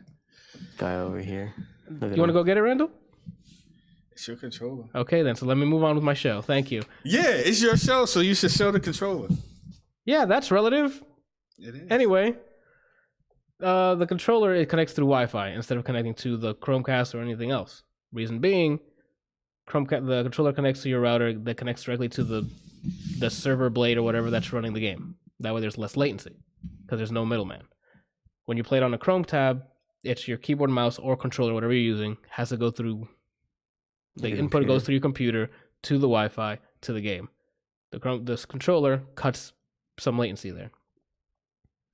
The gain in latency for me when I played it, Wolfenstein, between controller on Chrome and controller on the Stadia controller, was faster, but not to the point where I could say there's still latency. You really felt like there was still some latency? Yes. Randall, well, now this is my segue to you. I gave you the controller and you played Wolfenstein. It felt like there was none. So I mean, you guys said, "Hey, Anthony, you're selling garbage to me up my butthole, Mister who doesn't have a Stadia yet. Tell him." Ooh. I just said that. No, I need you to say it out loud. I can zoom this camera into your nose right now, and I need you to say it out loud because you got hands on and played. Yeah, I mean, say it out loud, Randall. What happened when I gave you that controller? There was no latency. At least I felt like it was no latency. You felt. There is latency because I felt it. Ooh. But for the general public, no offense, Randall, this would be more than enough for them to replace whatever their system is. Because no offense, Randall, you're the general public. Ooh. How am I the general public? I can ask you that question again, Randall. How many games did you play this year that came out this year? Ooh. That's general public. Okay. Damn. He said you're basic. What the hell? Brian, how many games did you play this year that came out this year? I'm more about quality more than 10, quantity. like 15 to 20. Why do you ask? Just in case, because you're talking a lot of smack over there. Matter of fact, I probably played more this year than you have. Nope, not possible. Notice. Load it up. I got 73. I have 74. Why do you ask? Yeah, that's what I thought. The heck? 73 games, lying ass. Well, may never know. So anyway, while I was testing out Stadia, I played more Red Dead Redemption 2. Got quite a bit in. Not really quite a bit. 12% of the game completion. And wait, hold up. This brings an interesting question to me. So, what defines a hardcore gamer? hours and games played, I guess. Nothing defines a hardcore game. So like, okay, so this is like that's just a silly label that people made. Like, there's no such thing as a hardcore stupid. gamer. Like realistically, though, like realistic. Is it a person? Is it a if a person plays a lot of games, spends a lot of hours playing a lot of games, versus a person who plays a smaller amount of games but the same hours, is one different than the other? So like, say for example, you have a guy who spends, this is just an example, a guy who plays 5 games, 5 hours. And then you have another guy who plays only 2 games, but he also plays 5 hours. Is there a difference? In what? And based on the being basic or whatever. Who called you basic? You talking about Brian over here ranting, saying random words? I said you're the general public. Ooh. General public, whatever we want to call it. Because most people don't buy that many games a year, as surprising as that is. So whether or not you're general public depends on how many games you have? On average, yes. Most people aren't buying 10 games a year. Most of the time they're $60. Like, granted, the Xbox Game Pass helps, but those are games that aren't coming out this year unless it's like first party titles or maybe Outer Worlds, which is like an outlier, but that's because they bought the studio. So yes, most people, like, I'm not like the general public. I play way too many different games. I don't, not to completion, but I get my hands on a lot of them. Same with like Brian as well. Kelsey tried this year, and then What do you mean Randall, you got 3. What the hell do you mean I tried this year? What the fuck's that supposed to mean? I think last year you didn't. When we did the top 10, you had like 2 on there. That was that year, wasn't it? For that year, yeah. Yeah, that's what I'm saying. Now this year you tried. You had more. I actually don't remember what all I played last year. I'm looking up like what I played from this year because like I've been playing a bunch of different games. That's what I'm but saying. I don't remember if you know, like last year I played a whole bunch of different games too that like weren't from that year. just shit that's been sitting in my, in your queue. Yeah. I understand that. That's what I'm saying. It's night and day. What you got through last year than this year, correct? Or am I wrong? I honestly don't know. I'd literally have to go back and look up what I played last year. Like I'd have to go look at releases from last year to see what I played from there, and then think about like what I actually played last year. This isn't a roast session, people. I never called you basic. I'm just saying You called me basic. Brian said basic. I said you're the general public, which means you do not buy games often throughout the year. He called you basic. Because how many have you bought this year? 3? One of them being this year, a release, which is Jedi. Johan in the chat saying he's still playing Dark Souls 1. Like people try to get as much out of the one game they buy that year, if they can afford it. Because I mean, go back and play Dark Souls things all the time. Exactly, because the people don't buy them. Like I'm playing it to see because I'm curious. New game design, new something. Like maybe they do a mechanic that's different that I can recommend to someone else who just doesn't like. Some people don't play older games because they don't like the look of it because it doesn't age well. So maybe there's a new game that does the same mechanically that looks a lot better now. So would you be inclined to play a game that you don't find visually appealing? Randall, I am function over fashion. If it plays well, I don't care what it looks like. If it feels great, Dead Cell doesn't look that great. That game feels great. So there's no make or break for you other than gameplay. Gameplay is king and will always be king. Look at Death Stranding. I don't know. That game looks great. That game looks like boring greatness. I think Anthony's missing actually a make or break for him. It's the cost to entry because he doesn't know what the Alex game's actually gonna play like, but he's already writing it off because it's on VR. Yeah, because I've used VR. Like, there's nothing you can do on VR that's going to be like, oh, this is not VR. I've used VR. Yeah, but you haven't played this yet. So that's what I'm saying. I think your issue with it is, do you have to buy VR to do certain things? Where if it was just, like, if it was an option and I played, you would actually try the game. If Brian had a VR set, would you play the game? No, because I have used VR, and everything in that trailer is like using a VR, which is I'm stagnant, and I'm doing movements sitting down. The movement is probably teleporting, which that's how they get around movement in VR is by teleporting. That is not enjoyable. It is a VR game, so I know I'm not going to like it because I've tried VR and it's not fun. First-person shooters, anyway. There is nothing in that trailer that I'm like, gotta do it. 12 years later, and we're not doing an episode 3. We're going back. Nice. That's another thing you can get me in there, right? No, it looks like not for me. Who do you know is like, I want more VR games? Me. The people who already bought into VR. Because they're like, dang, I wasted 200 or 300. Oh, not wasted, because I'm sure there's probably games that are fun. $300, man, I wish there's more VR. But the people who didn't, I'm like, all right, the fad came and went. Well, not everybody who didn't already get it yet. I think there's people who are holding off for like that one VR Journey game. You know what I mean? Oh, and like here it is. It's going to be Half-Life Alyx. I don't know, man. Let's get it, dude. So you think the movement is going to be teleport based? That's how it is. Unless they've changed. Again, there's other games that you just use. You use a controller and you use the headset. Like, That's what I'm thinking. I'm Evil. thinking like you're going to be able to move the character with the controller, but No, you use your hands. Yeah. They showed the trailer gameplay is and them you doing this see- garbage and oh look, I can move things, physics. That's cool. Oh look, a gun, I can do this. I don't care. I've been shooting in that game for 4 games already. I know what it likes to shoot a gun. Not real life, but I mean like I don't need to be doing this. All right, reload. So there's no stick on the handles? No, there probably is. The handles are like I would not explain it. It's kind of, you used the Wii before? Yeah. The white, it's kind of like that, but not awful. And it's supposed to support almost all of the VR headsets. So they're all built differently. So it needs to be a design so that all of the controllers work. So it's going to be motion based. Because they're all motion. I mean, if it is teleport, then yeah, that's pretty horrible. I was thinking more along the lines that you can move the character with the stick, but then when it comes to like looking around or doing actions, then that's the VR part.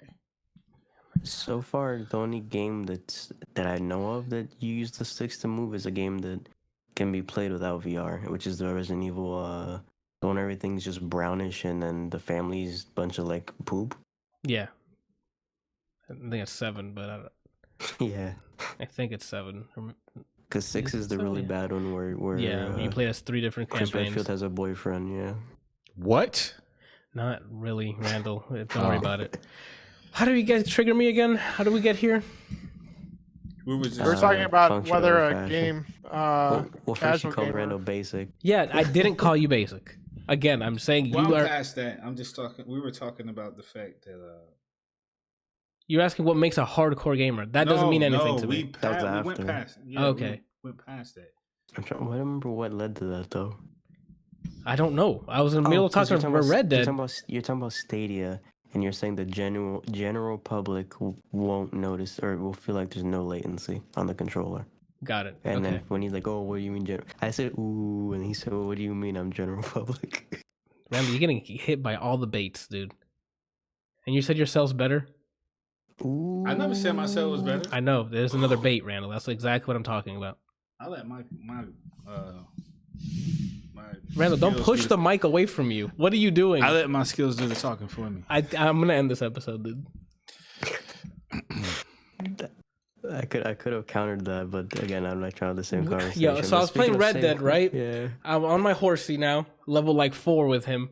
I don't want it to die, so every time I think I'm gonna get into a shootout, I park that boy as far away What's as to possible. stop a wild animal from killing it?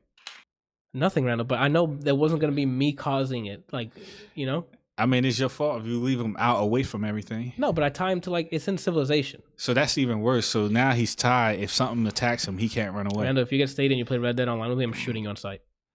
What? What? So then I was playing Red Dead, and then so far so good. I've done a couple of story missions. The acting's fantastic so far. The dialogue, the voice actors are awesome. I feel 10 minutes in, and I feel like I'm from the South, like not from the South, like in the Western. Over yonder. Yeah, I can't wait to get my freaking revolver out and just start gunning kids down. Not kids, sorry. Gunning Wow. NPC down. Repeater. Yeah, get my repeater. You some sort of bounty hunter? Oh my gosh, dude. I love it. Did you Anyway, do story mode? Or did you do online too? I haven't done online yet because I want to get through the story mode. Unless somebody joins me in Stadia Land, then I'll jump in and we'll do some multiplayer. But since my friends list is empty, so why bother? You can have a fellow podcast member joining you in games. You know? Oh, you're gonna buy Red Dead Redemption? Yeah, I'm by Red Dead Redemption. Or Oh, that's pretty good. Yeah, you're not gonna buy Red Dead, so what's the point of that? you don't know that. I just said I would. You're not gonna buy it. So anyway, we're moving on. Got him.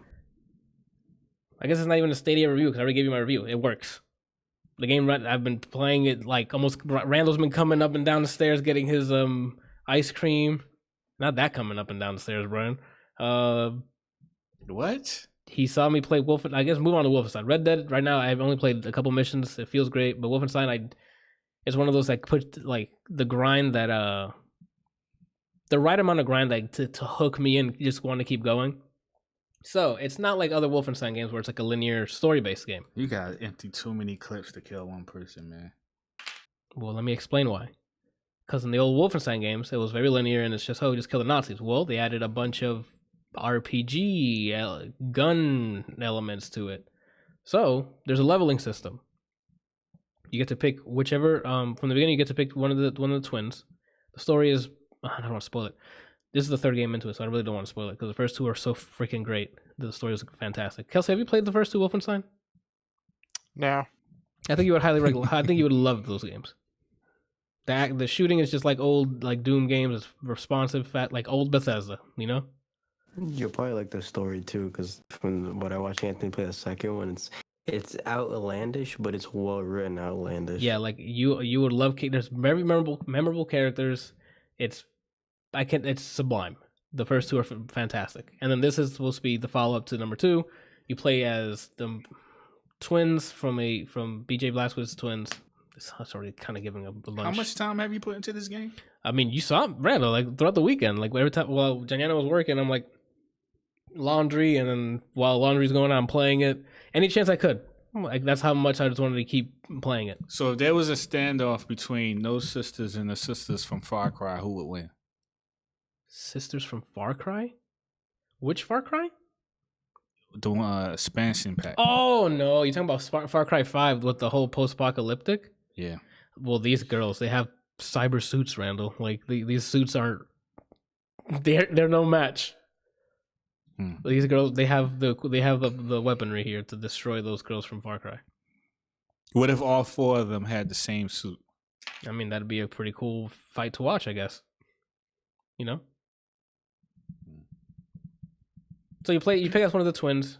Like there's no like the game made it so it's just visual preference at this point because you can select which person, what color you want the suit to be that they're wearing, the ability you start off with. You can unlock the other one as you level, like all other stuff. So a complete choice or complete player choice.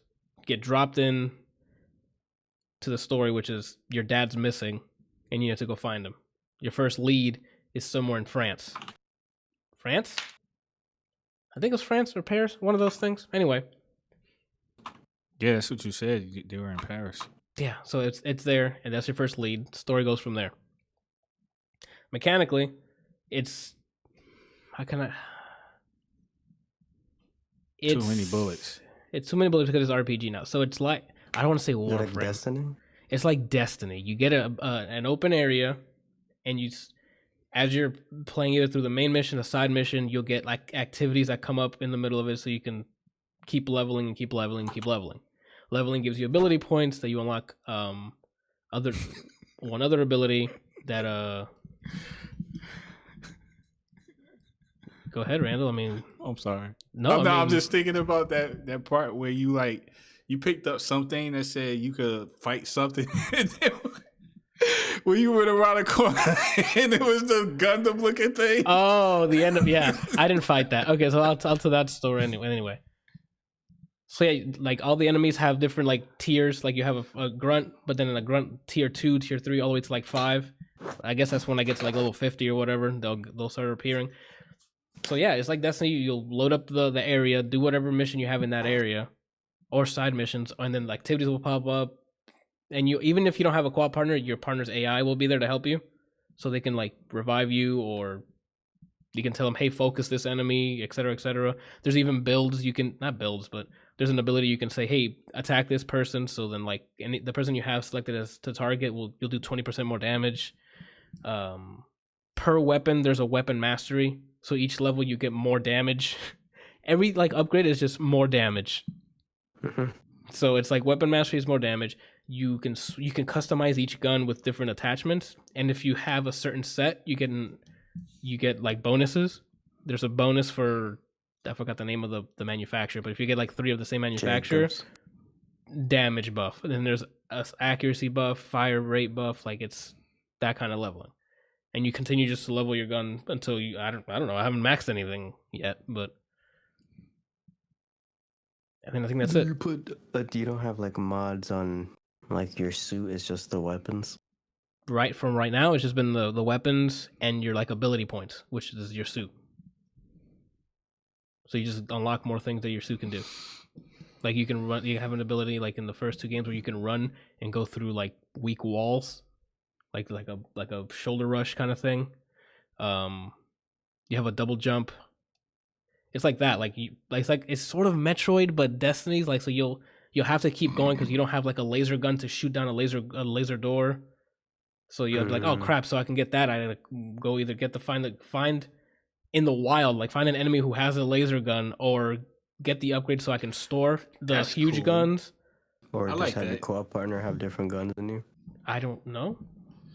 So whenever you get a new weapon, it's not like you have to go to this location. You can pick it off of an enemy. Yeah, I like that. So like remember when you saw that big old dude who bum rushed me and he has 2 machine guns? Yeah. When he dies, I can pick up those machine guns. If my co-op partner can pick it up, we both have a machine gun and use it. So whatever they're using, they drop, and that can be ammunition or it's like Gears. Yeah. Oh, you can do that in Gears? Yeah, whatever gun they're using, they drop it because. And in most of these games nowadays, because Halo's been doing that. Not Borderlands. Well, I mean, you get your guns from them. Yeah, but can you imagine if just the gun they have will drop? The shield they have will drop. Imagine. That makes sense, right? That's right. Let's not talk about Borderlands, Anthony. And that's sad. That's the loop so far. I just been going back to like the home base, getting side missions, getting regular main missions, side missions, and just going to these a bunch of areas in like in Berlin, France, and stuff, and just shooting. The gunplay still feels fantastic because it still plays like Wolfenstein 1 and 2. It's built off the id Tech 6, so it looks fantastic rendering wise. Like the technique, the shadows, lighting, textures look great. It's like Wolfenstein with co-op and RPG elements in it, and that's what I don't understand. Like how that game could look so good with all the stuff going on, but I go to a different level in Fallen Order, and I gotta sit there and watch stuff pop in. Well, because id Tech 6 is like a engine they've been working on for quite some time. I don't know what engine they use for Fallen Order. I doubt it. You said it's an EA game, right? They're probably using Frostbite. It's Unreal. It says Unreal on it? Yes. Which is why I was shocked. You're also comparing a console game to something playing on console as opposed to a PC. That's what I told them. Like, you have to keep in mind you're playing on base PS4. So what are they running with Stadia? They're running a Radeon Vega 56, I think, if I'm not mistaken, for the GPU, and I think another either an 8-core or 16-core CPU, and then I don't know how much RAM. And that's if the developer chooses to use one blade. They give the developers options to use multiple blades, so they can not double up the performance, but they'll have more bandwidth to use it. So if they need it, they can do it, you know? So that's why when people are like, why isn't everything running in 4K 60? Well, because the developers haven't tapped in, to my knowledge, they haven't tapped into using multiple nodes or whatever the case may be. I haven't seen the SDK for the Stadia, so I don't know how they deploy their builds, or I don't know any of that. So yeah, Wolfenstein. It seems so far I'm digging it. I'm addicted to the leveling up because it happens so quickly. It's the time to level up is pretty short so far. So leveling up, every time you level up, plus 2% damage increase every time. Like everything when you level up, there's most likely a damage increase because they're up. Oh, and there's an armor mechanic they have different armor types, and they have a red bar for their health and then like an armor bar, but they're shaped differently. Like one would be armor with just squares. One of them would be armor with vertical rectangles, and that's to signify the different types of armor they have on. Your guns, like the shotgun does a specific type of armor damage, assault rifle does a specific type of gun damage, the pistol does a different type. So if you see an enemy with a certain type of armor, it would benefit. Sometimes if your weapon mastery is like at 80 or something, you can just shoot right through it and do enough damage, but it'll benefit you to swap over to the gun that does more damage towards that armor to bring it down, like Borderlands with like the shields and the corrosive and stuff. Brian's. Are you asking me if that's how Borderlands is? It's just a confirmation. Like, yep, you're right. Those things. That's it. You're saying it's specific armor types or like health types? I would think it's more like Mass Effect 2 has specific weapons. We're better off against armor, shield, biotic armor, or just health itself. Yeah, that makes sense. So like snipers are usually better on armor, but then there's some guns that just bodied shields and barriers and etc. And then on hardest difficulty, if you're not swapping, you're dying. That's basically this. If you're not swapping, you're dying for the most part. So the more you level up anyway. So the Gundam thing is you can pick up dossiers and stuff like while in the open world. And one of them I picked up said, "Oh, look out, because there's going to be tougher enemies and stuff that you've never fought before." And up to that point, I've been fighting things I haven't seen before. So I'm like, oh yeah, whatever, I've seen it. I pick it up, leave the menu, walk to one of the edges of the city, like of the streets, and this massive, like, it looked like a mobile suit, just, and I'm like, oh, that bigger enemy. We're backing up, backing it up. I would have tried to get into it. That would be my first instinct. No, someone was controlling it. Yeah, like it was an enemy. Like, okay, we're moving on. Oh man. So that's it. Like I haven't played the co-op yet, obviously, because it's on Stadia and no one else has it. But I'm assuming that that's if you like that type of grind with other players, I'm sure it's even better. Because even with the AI, having them has like a backup, because I've been downed, and they came to help me up, the AI, and I'm like, yes, I don't have to worry about checkpoints because they'll, for the most part, do that. But they also down the AI, so if they're idiots and they just run into like 6 of them, I gotta go help her out. If you're playing with an AI, do you give it commands or does it just do its own thing? For the most part, this is its own thing unless you're targeting people. You're like, hey, this is the one we're focusing on, and she'll make an effort to ping to stuff. I don't know if you can ping stuff. All I know is you can target enemies. I don't know if there's pinging. I thought that's what you meant. Like you just pinged an enemy, and then it's like Roger. It's that, but it's just targeting. I don't think I've tried. Oh, okay. Because I haven't had another partner there, so I can't be like, hey, there's a pickup here, or like there's not like a collectible here you can pick up. That game's not split screen, right? Not that I know of. I mean, they have the technology to do it for Stadia, but I just don't know what's happening, you know? Not with that attitude. Yeah. So that's that. So far, Wolfenstein, Youngblood, Red Dead Redemption, I'm digging it on Stadia. Red Dead is such an immersive game so far. Brian, why are you making that? Okay. I was going to ask something and I forgot, but when GTA 5 was ported to PC, you could play like first person. You can't do that with Red Dead? That's all I'm playing it in. Oh, it's first person from the beginning. As soon as I started, I'm like, I wonder if that's the same question I asked. And then I hit the back button and then whoop, first person mode. And I'm like, this is how I'm playing it. I am Arthur Morgan. And it's fantastic. Yeah. I'm not going back. Like playing that game in first person is fantastic. When you're on the horse and the camera's going up and down, you're like, damn, I'm definitely on a horse. Oh wait, before that, I'm gonna have to curse here. Fuck those bounty hunters. Because if they see you do one thing, you become wanted, and then bounty hunters just appear from fucking grass shades on the ground, just with shotguns aiming at you as you're on your horse and just destroy you. And I'm like, I don't want to hear. What is going on? I don't want to hear anything. I literally was parked in my goddamn car. Oh, you're right. The cop was like, nope.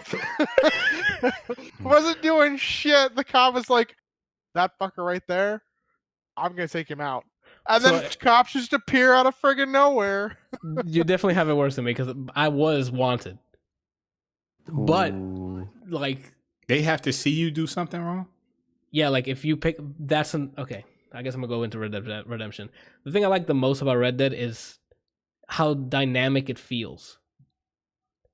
Like, nothing feels hand-placed, if that makes sense. A lot of it's... but not in a bad way. Like, once you're in like the interaction, you're like, oh, people took... like, this is all scripted, but it feels like it's a living world. Even though a lot of it's, like, not empty. It has wildlife and stuff, but since it's the old time, you're riding on your horse for quite some time because the civilizations are quite a ways away. But on the way to the places, you'll run into people about to get robbed, or like a site where people have already been killed and the guy's just looting, and you can have conversation and stuff with them, like, yo, and they'll tell you, you get the hell out of here or I'll kill you. And then you're like, yep, that. I'm like, what? You have an option to just take out your gun. Good. And that's the first thing they do. And then they like react to it, and I'm like, nah, fam, whap, and I shoot them. So this is the thing that got me wanted. So I'm on my horse, just minding my own business. Here's Arthur Morgan, and I have my repeater and my revolver. I always have a revolver ready because that's faster to shoot, right? Got that Reggie. Okay.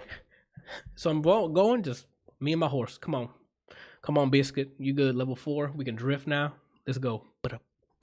And I see this carriage, right? This is broad daylight, by the way. Carriage. And I'm like, oh, wait, is that a dead guy? Like, the carriage just like hung over like this, just blood. Oh, he slept. Yeah, and then a guy is rummaging around some lady who's dead on the ground. And I'm like, whoa, hey. Wait, what? Yeah, like, I guess he's looting them. Like, he killed them, he's robbing them. Oh. So then I'm like, what the heck? Slow down there, Biscuit. Slow down. We got to go investigate this. Hand on my pistol, obviously. And I go, hey, what's going on here? And he's like, best get to moving. Or what? Like, he threatened me. So I'm like, you have an option to either disassemble the situation, antagonize him again, or aim your weapon. Fam, he said, "Get out of here." I said, "Go where?" And then he grabbed his gun, and bullet. He grabbed one bullet and threw it at me. He grabbed his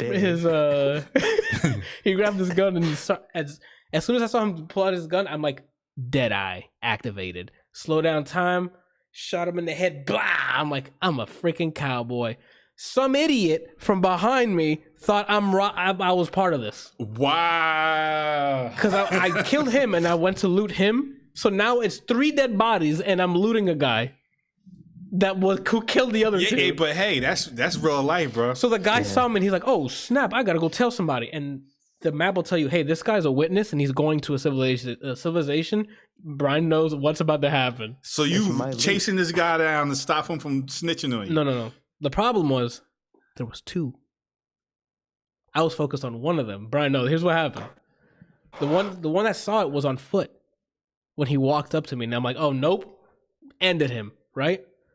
I looked at my map. There was an eye symbol that was out of my map. Like, as in, he's way too far away. I look in that direction, and there's a guy just on his horse trying to get the heck away. And I'm like, I'm going to get him. That's it. They're going to tell on me. No.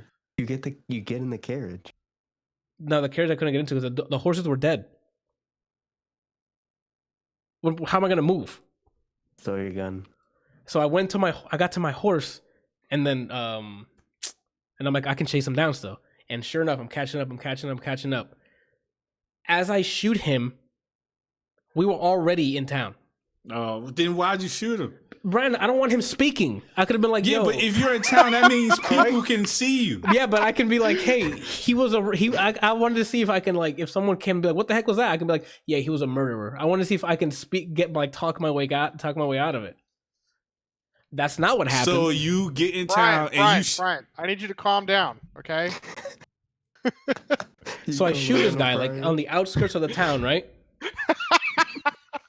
What's going on? You called Randall Brian. Oh, I'm sorry. Oh, okay. I didn't even catch it. He didn't even catch it. So you get into town and you shoot this guy in front of all these people. It was like in the outskirts. Like there was still. I'm like, no one's gonna see me. Sure enough, I shot this man off his horse, and he's like getting dragged by his horse into town because, of course, that's where the horse would go. You didn't shoot the horse, did you? No, I didn't do okay. The horse did no wrong. All right, Randall. Well, that was your problem right there. Okay, Kelsey. Once you have a bond with your horse that keeps leveling up every time you go, hey, there, and he pats it, and then you can feed it, and it shat on my foot once, and then that's good luck. I don't know if that's good luck. Yeah. This is in Canada. I guess the sheriff saw it and then became wanted. So I got the heck out of there. 2 story missions later, I'm like, finish the mission, right? 3 people, bounty hunters, just came in, just shooting me with these repeaters. How you know they were bounty hunters? Because it said, warning, bounty hunters. Oh. And then I'm like, what? Bounty hunters? I looked at my map and the red dots were approaching me from behind. As I did, like, it was like a movie, Randall. Like at the end of Scarface. I turned my camera around as my revolver came out. And when I saw them, I'm like, the revolver's not going to do. They all have repeaters aiming right at me. I'm like, well, I can either just try to kill this guy and like kill them all in one go. I swear to you, Randall, the aiming ridicule, whatever you want to call it, was aimed here. Right? Where? Oh, at the throat? Right at the throat. And in that game, when you aim, you have like an overlapping circle around where you're aiming at. And as I get smaller, that's supposed to close it increases your accuracy, lets you know it's not going around the circle. It was a dot, Randall. That eagle eye. It was basically a dot on his neck. I fired. It said I hit. He did this. Backed up like this. Like he got hit. I saw the fire gun animation, right? Yeah. You saw and heard him. It was like this, and he fired. Yeah. And then black and white, and I'm falling off my horse. Wait, what? I'm like, excuse me? So one of the other 2 guys shot at you. That might have been possible. No. But what I saw was him fire, heard the fire, and then my guy going. I'm assuming one of the other two guys, or maybe both of them shot you at the same time. Brian, go ahead. But one of them had a horse, right? They all came in. They came like hyenas, Brian, with guns. Did you look at the horse's mouth? There was a revolver there. All right, we're moving on. But yeah, that's something I like. The game keeps you on your toes, man. Like I like the random things that are happening in the world. Excuse me, that you can talk to. You can talk to like almost every person. Wait. So when you die, you respawn with like you respawn as the same character? Yeah. I'm still Arthur Morgan. And when you respawn, where do they put you at? Somewhere in the vicinity, but now here's the more interesting question: when you respawn, are you still wanted? No, I don't think so. It's probably like GTA. So when you die, you cancel out the warrant, but you lose money. Like in GTA. Yeah, so like you don't want to die because it's a percentage. Mm-hmm. That's the worst because you're like, oh, I got a lot of cash, and then you die once, and there goes a good chunk of it. Like more than 50? It depends on the percentage. I didn't do the math. I was too infuriated by me falling down in slow motion with my revolver in my hand. As I swear I shot that guy. Can you have two guns, like one in each hand? I haven't tried it out yet. I believe Javi told me you can. Okay, then there you go. Speaking of which, back to Wolfenstein Youngblood. That's an upgrade. You can walk around dual wielding any gun. Like that, it's satisfying. Anyway, back to Red Dead. Yeah, I just love how dynamic it is. It feels alive in its own scripted way. It's super immersive. The characters are pretty memorable so far. John Marston's being John Marston. Not John Marston, because he seems really dumb in the beginning of this in this game. It's before he gets the Thundercat sword. Gotcha. He's just regular Lionel. Guy, I got you. That's it so far. I don't think I've gotten far enough to recommend Red Dead yet because I haven't gotten to the end of it. But Wolfenstein definitely has a good pace of grind. Like you can just hop in, do a mission or two, and bop out, and you'll be fine. And you could maybe level once or twice for like a good 30 minutes.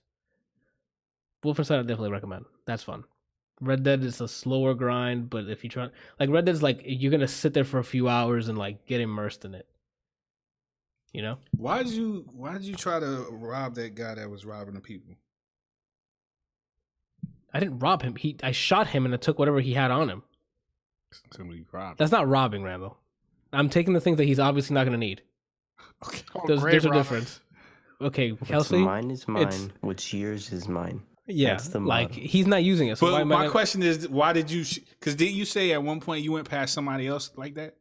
You chose not to deal with them? Yeah, because they were O'Driscolls and they're associated with a rival gang. And I'm like, I don't want to shoot them.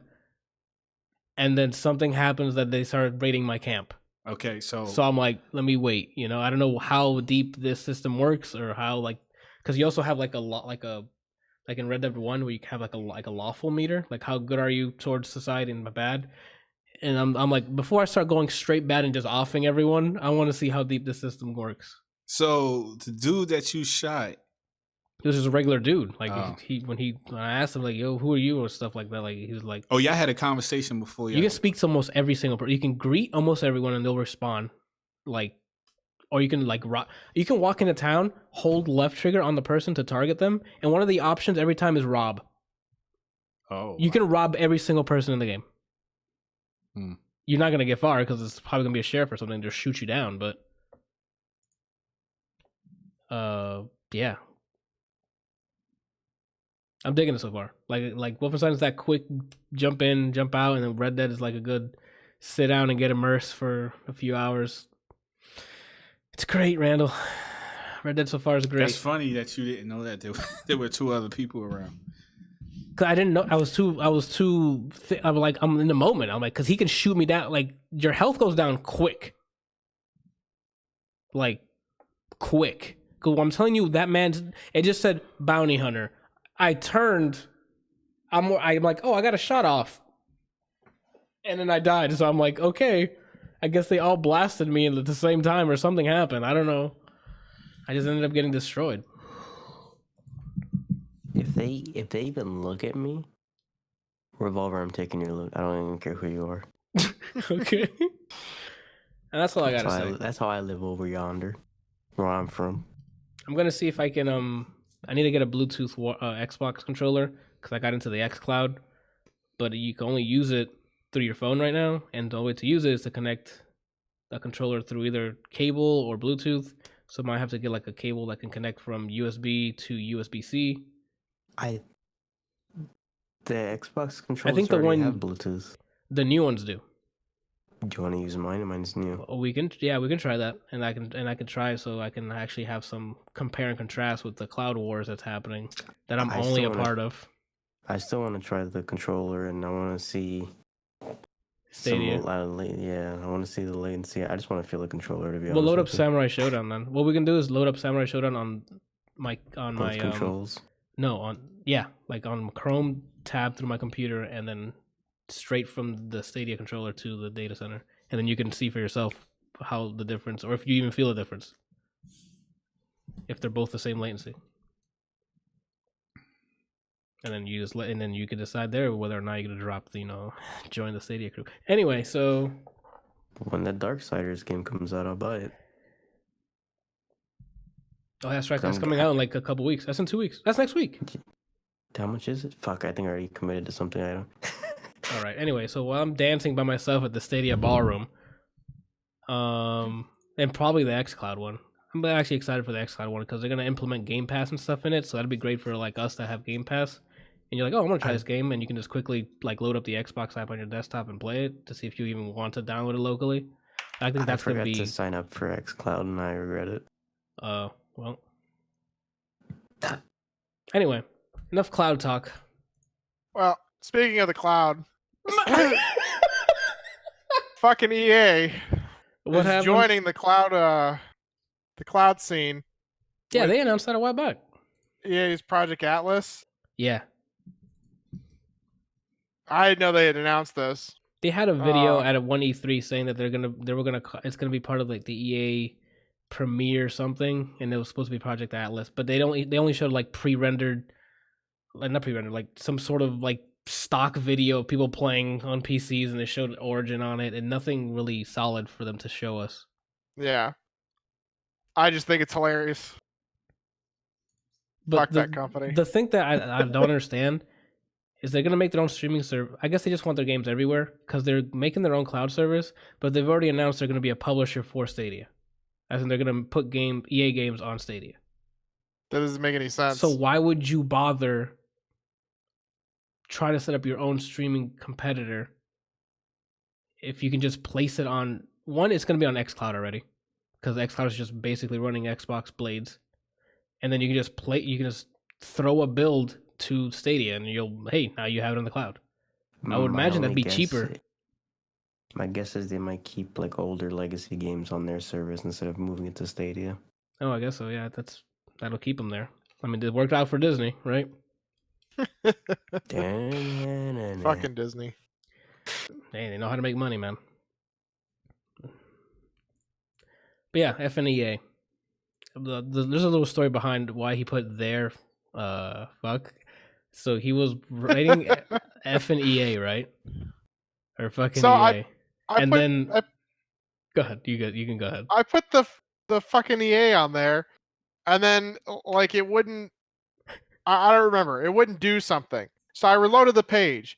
This fucker moved all the way over to the right-hand side of the screen, deleted everything that is Randall on the page, and was like, nah, bitch, we're sitting over here. It won't move. It won't do anything. And so I saw Anthony's marker highlight, and he was like, are you having a stroke? What is going on? And I'm like, dude, I just want to put this shitty thing in here, so we could talk about it. The funny, I'm gonna tell you from my perspective because this is before we started the voice call. So I load up the doc to see what everybody has, and I see his cursor moving around. So I'm like, okay, I guess he's reading what everyone has, whatever. And then he starts typing fucking EA, and I'm like, what the heck? And then he put a link, and I clicked on the link, and I'm like, oh, okay, he's talking about this. So I close the tab. I go back to the document, and now that fucking EA thing is all the way to the right. And I guess he's trying to shift tab to move it to the left, but it's cycling through icons. So so instead of how it has a diamond in our dock next to the item, it's just quickly switching, and I'm like, is he all right? Like what? But you see him like you can see when they highlight, like do this. So he's like frantically highlighting the things, changing thing, and I'm like, are you okay? So I just up here I hit enter and started typing, are you having a stroke? And then he just kept typing.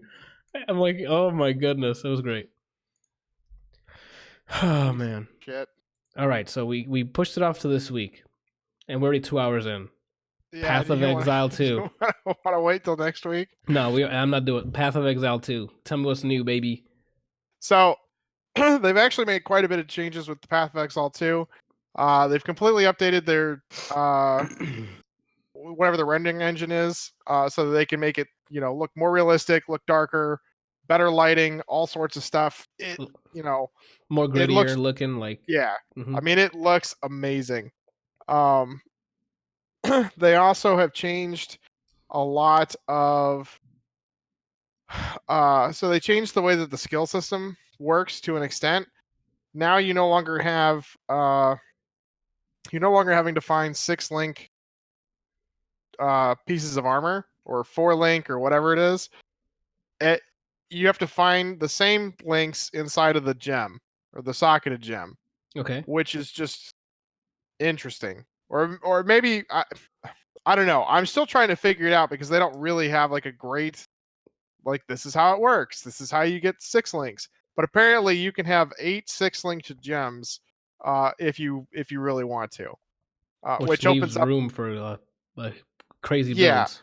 Most of the time people only have one primary attack, or they have like, one that they switch out depending on if they're doing like mass killing or just a single target opponent. Mm-hmm. And now you can have multiple skills, and I think you can have them bound to like the same keys, or have different skills bound to the same key and use them depending on what weapon you're using. And it just looks really cool. I'm excited for it. They've also changed the way that the mapping system works. It's 7 new acts, and it's going to be released inside of the same game. It's even though it's called Path of Exile 2, it's actually release 4, I think, for Path of Exile. I think that when I read the announcement, they're saying that it's not actually a standalone. Like, you don't have to buy this thing or like start a new account. It's just going to be folded. No. It's going to be folded into the current build. So yeah, it's probably going to be a huge update. Yeah, but apparently it's not going to come. I thought it was coming out early next year. Apparently it's not coming out until just either late December of next year or early 2021. And you confirmed that you thought it wasn't a typo? Yeah, somebody had put in there in the comments that that's what it was. Oh, great. That's why that threw me off, because I thought they were announcing it because it was like coming soon, like maybe December or something, maybe late March. But that's 3 quarters from, like, another 3 quarters from now. Why is it doing it? Discord's just crapping the bed, man. Yeah, you're talking about how the cameras keep flickering. Yeah, it's just Discord. That's what this is our setup, Randall. You know what I'm saying? We pray to the internet gods that everything stays stable. Oh, so apparently that it's Path of Exile 2 beta is tentatively set for a release in late 2020. What? There's no addition. Yeah, so it's probably not going to be here until mid 2021. Yeah. Dang, man. That means that rework is going to be crazy. It's going to be a new game for you guys. I'm hoping so. It looks awesome. And they better not change Righteous Fire, dude. What does that mean? It's a build. One of the guys that I used to play with all the time, he came in one time, and it's like all he'd ever talk about is Righteous Fire.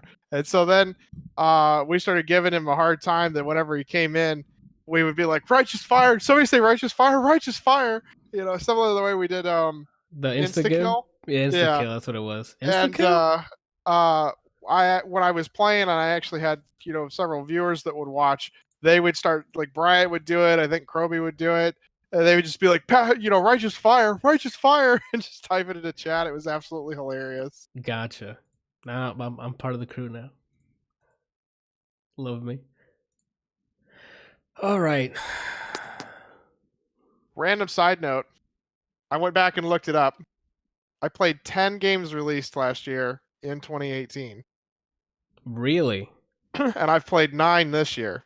So you're not doing as good as last year. I mean, it's still they still have stuff that's coming out this year. I know. If you want what 10 games did you play? Hold on. Dude, I'd have to go back and look it up again. Like, I literally went through the goddamn list and was like 1, 2. Holy crap! Well, 3. then I'll take my comment back. You had 10. I thought you didn't have 10. Yeah, no, It I was had. the music. I think he didn't have 10. I know music for sure. If Trino was on that list, he did not listen to it. I didn't listen to much for the music. Yeah. And I'm Linkin not. I Park didn't was listen on to. there. I haven't listened to really anything this year either, or at least Same. not that like. That's not true. There were a couple of months there that I was following along with you guys and listening to stuff or listening to it as you guys presented it, so that I could be like, okay, it's not bad, but it's not something that I've actively been keeping a record of for that. So I'll probably have to just go back at the end of the year and like look up some of the releases and see if I can remember them. Gotcha. So yeah, actually, since we're on the topic now, I don't think we. Do you guys want to do a decade one? Because I need to do some heavy R&D for that. Yeah, I got to do some heavy R&D for that one as well. If we're gonna do a decade one instead of for this year, because it's the end of a decade. I mean, I think we should do both. I think we should do You the think we top should do 10. both? Holy Yeah. crap! We should do both, but are you guys prepared and think you can get both? Yeah. done, is the main question. Because I don't want to come with a 2 lists and y'all have barely one. Well, I'm not going to be asking you the day of. Oh, okay. Hey, Anthony, what are we supposed to do for this? Ooh. Looking at the general public on that one.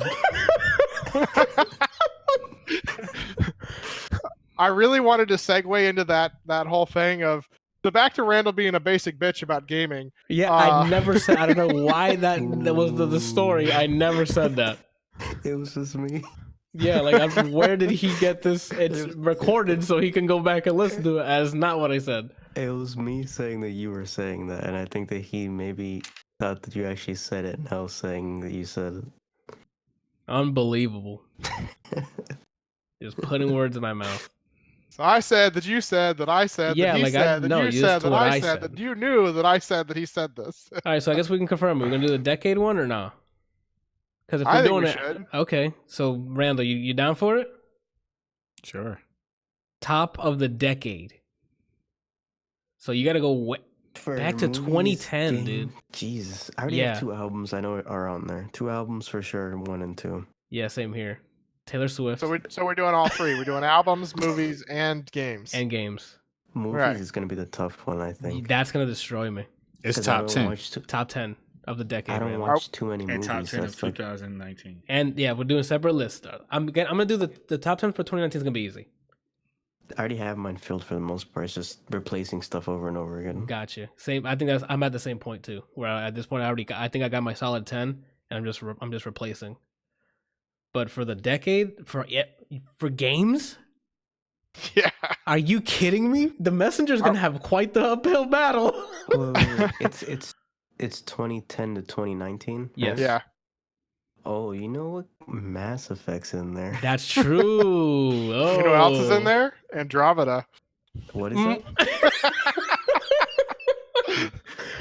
I'm excited thinking about this decade one now, dude. Are we including like remasters or re-releases or anything? Oh, that's a good question. We should just. All right, so I guess the rest of the topics we'll do next week. It's already at 2 hours, so let's solidify these lists, and then we'll come back.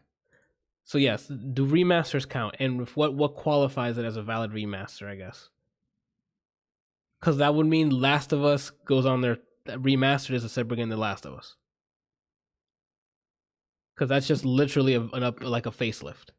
Or do you mean like a remake, like Crash Bandicoot? Like Crash Bandicoot, like that's that's from the bottom up, like new assets, new. Like what is valid to you guys? I mean, I think anything that was. Because to me, Last of Us Remastered is just they up the resolution a bit, I think, and maybe some textures. But Crash Bandicoot Remade and Spyro, those are like legit they look great. I would say if it's actually something drastically either added or changed, so like the Crash and Spyro. I know there's basically a filter put on some of like the Final Fantasy remasters, so I don't know if that counts. I think the Zodiac Age when it was re-released, they reworked some stuff, so I guess that would count. So I don't know what you guys want to do then for that. Yeah, I guess if Dark it's Souls more than just a filter. Dark Souls had an uplift too, but I don't know if they changed anything mechanically. It was just like a resolution change, right?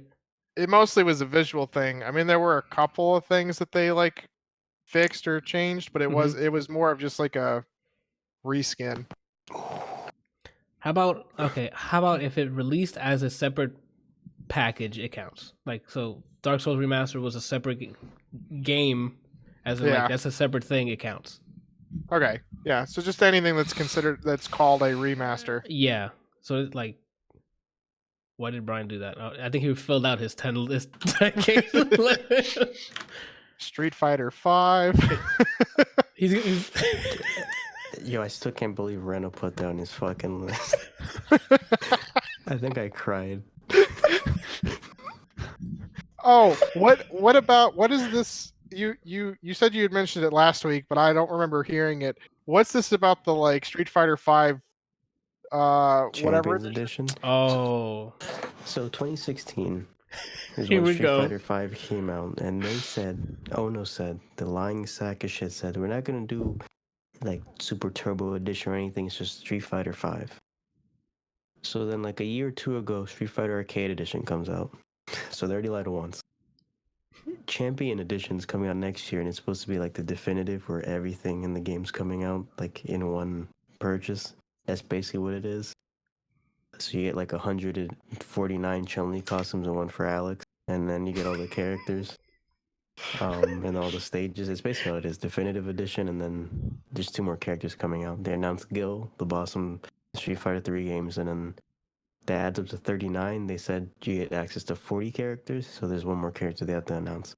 But that's Does anybody even still play that game? Like, it's still at tournaments, but like I stopped. I just stopped. Not even getting my main character kept me playing that game. Let me correct him. Not even paying for an entire season pass for his character got him back in the game. Not even spending 3 years worth of season pass money kept me playing that game. So nobody plays it. People play it. Yeah, it's just I don't know if they enjoy it. Is what I would say. I think it's a job at this point. I think it's more like people play it because it's part of like a prestigious series. It's kind of like, well, we don't have anything else. We got to play the new Street Fighter. That's what I think it is. Yeah. I don't know, but yeah, that's. I heard that about Skullgirls too. So. All right. Did you just say to me? Okay. We're gonna move on before fists start flying through the interwebs. So, yay on the decade one. Randall, you down for this? Yeah. For the deck for 20. So okay, go ahead. So if we're down with this, what episode are we doing? That's also the next. That was my next question. When should we be ready? Let me see. I guess by the 17th. That way we can take the 24th and the 31st off. Yeah, because they're both the. Because that's holidays at that point. Yeah. So we have 4 weeks, right? 3. 1, 2. Yeah, 2, 3 weeks. Yeah. So the 17th, we're gonna do our top 10 list. Or our top 10s. Top 10 for the decade and top 10 for 2019. For the decade for games? Yeah, I'm just thinking right now. I have half of it done already. Wow. Okay. I don't think it's gonna be that easy. For me, movies is gonna destroy me. I don't remember most of these movies. I gotta see Randall's list because this 10 years has been the Marvel series. Do you have to have actually and Star seen the Wars movie to add it in there? Because I was gonna put Far From Home in there. Get out. I would like it to be if you've seen it, but I mean, you could just lie to us and be like, "Yeah, I saw it." For games, if I watched you play it, does that count? I don't count that, but Okay. but that's the risk. I mean, if I get outvoted here, like if we're all making this list, does that count? How are we talking like you watched him play?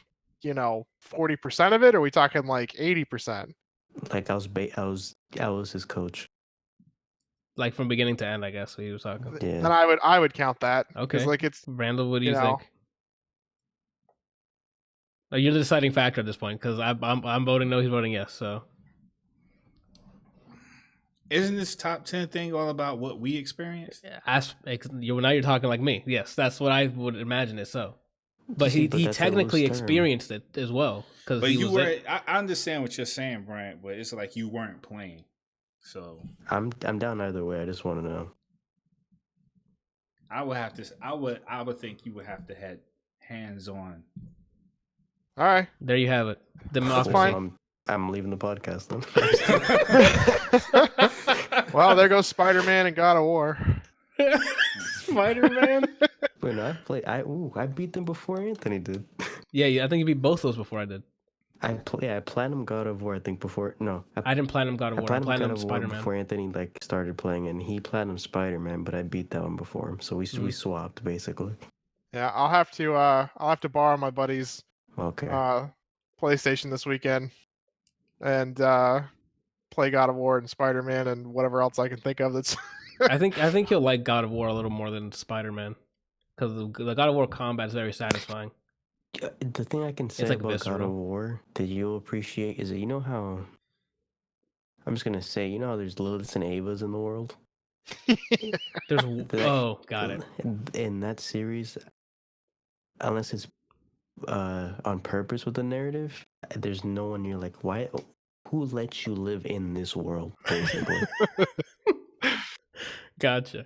All right, so we're doing the decade. Okay, so the 17th, that's our episode for top 10s of 2019 for games, movies, and albums. If you have the list, or as much as you can. If you only listen to 3, then you listen to 3, and that's it. That's fine.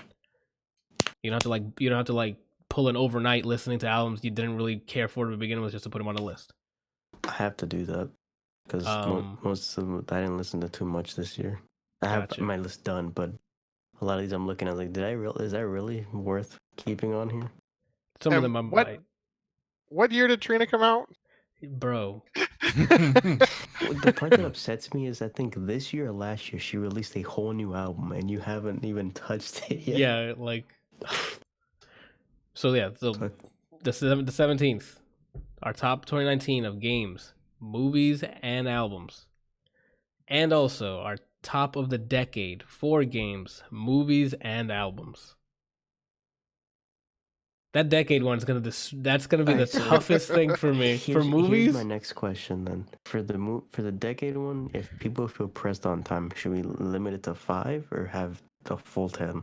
Oh, so let's have the discussion here before we end the episode. You guys want to do 10 or 5 for the lists? For both lists? We lists. have 3 weeks. How do you not have time to get? That's what I'm saying. I think that we have enough. I'm going off of the assumption that you guys have just written out the document, and that's as far as you've gotten. So I don't know what you two have actually done. Randall said he's been logging it. Okay. I haven't seen that document, but he said he's been logging everything he's played, watched, and listened, I think. I don't know about listened, but I know Need for Speed Heat at number 1, but I don't know if he has the rest of his games. If Kelsey says Need for Speed Heat is his best game of 20, you're off. This podcast, from the garbage you talked about it last week, there's no way it's on your list. Also, I guess there's another discussion thing. Are we going to do the Kill Your Babies with both lists on that same episode? Or nah, the Kill... I don't... That was fun, but I really just don't want to do that again. Yeah, it basically boiled down to you got the one thing I wanted off. I'm just gonna be spiteful. Yeah, it doesn't become like a legit. At that point, it's just, hey, how can we piss off the other person? So I was like, no, we can just do our lists, and we can talk about the list. The decade one, I think, is gonna be the most interesting one. The 2019, I think, is gonna be pretty. I can see a lot of it coming. But the decade one, there's a lot of stuff that's come out in 10 years. Are we going to be limiting it by artist? So we're going to only have one from that artist, or we're doing just free form? Well, mine's going to be easy. Most of mine is just going to be each weekend album. So that's a good 5. I'm good. Ew, when did Kissland come out? If I see that shit on your list, I swear to God. Hold on, when the fuck was this? He didn't like Kissland. He didn't like Kissland, though. If I see Kissland on your list, I'm gonna tune out the rest of your list. No, but you don't have to. That's what you asked the question. So should we limit it? Should we limit that of the decade? I'm pretty sure Kissland is gonna be on mine. But do you guys want limited one per artist? I don't think we should do that.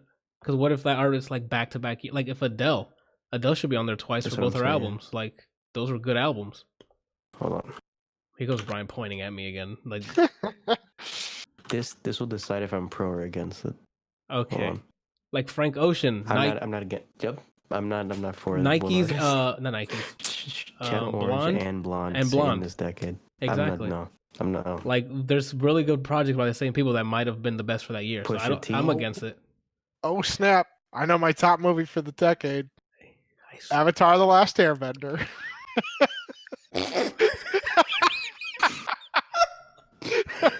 You're gonna get booed off this freaking street so much. Everyone hates Adam is gonna feel that you said that, and he's gonna walk to your home and strike you.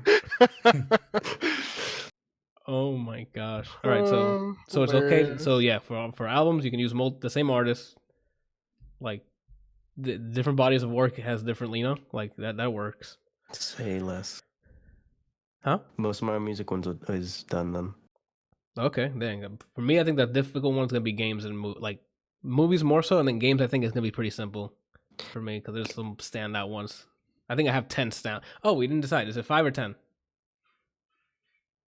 I think we have enough time to get 10. With 10. I think 10 is enough. We have 3 weeks. Like, I keep thinking, so it's basically I'm like, damn, it's gonna be tough. And then while you're talking, I'm thinking about this. Like, I already have that one halfway done. This one have to. My movie, it should be very obvious what the top one's gonna be, so I don't have to say anything. Thor Ragnarok. Is it Far From Home? Well, it's definitely not whatever the fuck Anthony just said. Oh my gosh. Okay. So let's Clearly, Randall's top is going to be the Hellboy. No, he hated that movie. Didn't you hate it? Yeah, he hated the new one, right? His top game is Street Fighter V. His favorite movie is Hellboy. Favorite album, Demi Lovato's. For the past 10 years? Mm-hmm. Nah, dude. I know that most of his list is going to be maybe a Force Awakens is going to be on there. Rogue One's definitely probably going to be on there. And at least 3 Marvel movies are going to be on there. What are you just pointing at me? Yeah, like, Brian, we're live. Like, you can't just point at the camera and like... You can keep talking. Oh, okay. Ooh, my game one is like 7 already done. Oh, wow, okay. This is very easy. Johan's asking, so anything from 2000 to now? No, anything from 2010 till now. I don't know if that was a joke or... Most of mine's done. I can't wait until 2099 when we could do our century. Yes. I'm gonna be old and still just this mic that is like broken, and I'm like, so my number 5 is The Weekend. Oh, girl. What the hell was that? That's me, a 97-year-old, trying to sing The Weekend. Did you see, Anthony, that he's dropping a song today? And I think he dropped them already while I was at the gym, so I haven't had a chance to listen to it. So I might listen to it after this. I haven't heard them yet. Yeah, me neither. For the music, it doesn't have to. It could just be like a song, right? It doesn't have to be like an album. It can just be like an individual song by an artist. Should we let? Okay, that's a good question. Because I don't normally listen to the entire album. Usually, if the albums are like, that song was good. The rest of it is absolute shit. So I guess we'd have to rename. That's a good question. Down for that. We just have to rename it like top musical piece. Like top songs. Top songs of the decade. That's fucking difficult. That is ridiculous. I'm asking because I'll name the artist, the song, and the album, but like the focus will only be on probably for that song, not necessarily the album itself. I mean, that's fair. Because you guys listen to music way more than I do, like newer music way more than I do, and you tend to enjoy a lot of artists that I really don't, have an affinity for, where you enjoy a majority of their album, and so you just like, in general, like the album. Where okay. Can't do that. Hold on. So then I think that'd be fair. Go ahead. The same way we're counting game remasters, are we counting album remasters? What album gets remastered? Illmatic's been remastered in this decade. That's true. I mean, that's fine. And same with what the heck is it? It's a name the artist so I can help you. No, it's Drake's mixtape stuff. Oh, re-release? Like the re-releases. Do re-releases count? I don't know what's involved in a re-release for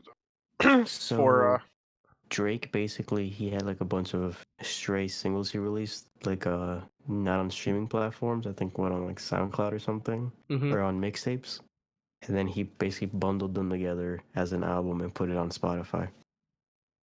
But So I mean, they he haven't didn't been change remastered or anything. Yeah, he didn't change the quality of the track. He just put them out as a project. Does that count? I don't want to count remasters now for music, at least. I don't really see why we would. Yeah, I'm on that. Randall, what your thoughts on that? I don't know.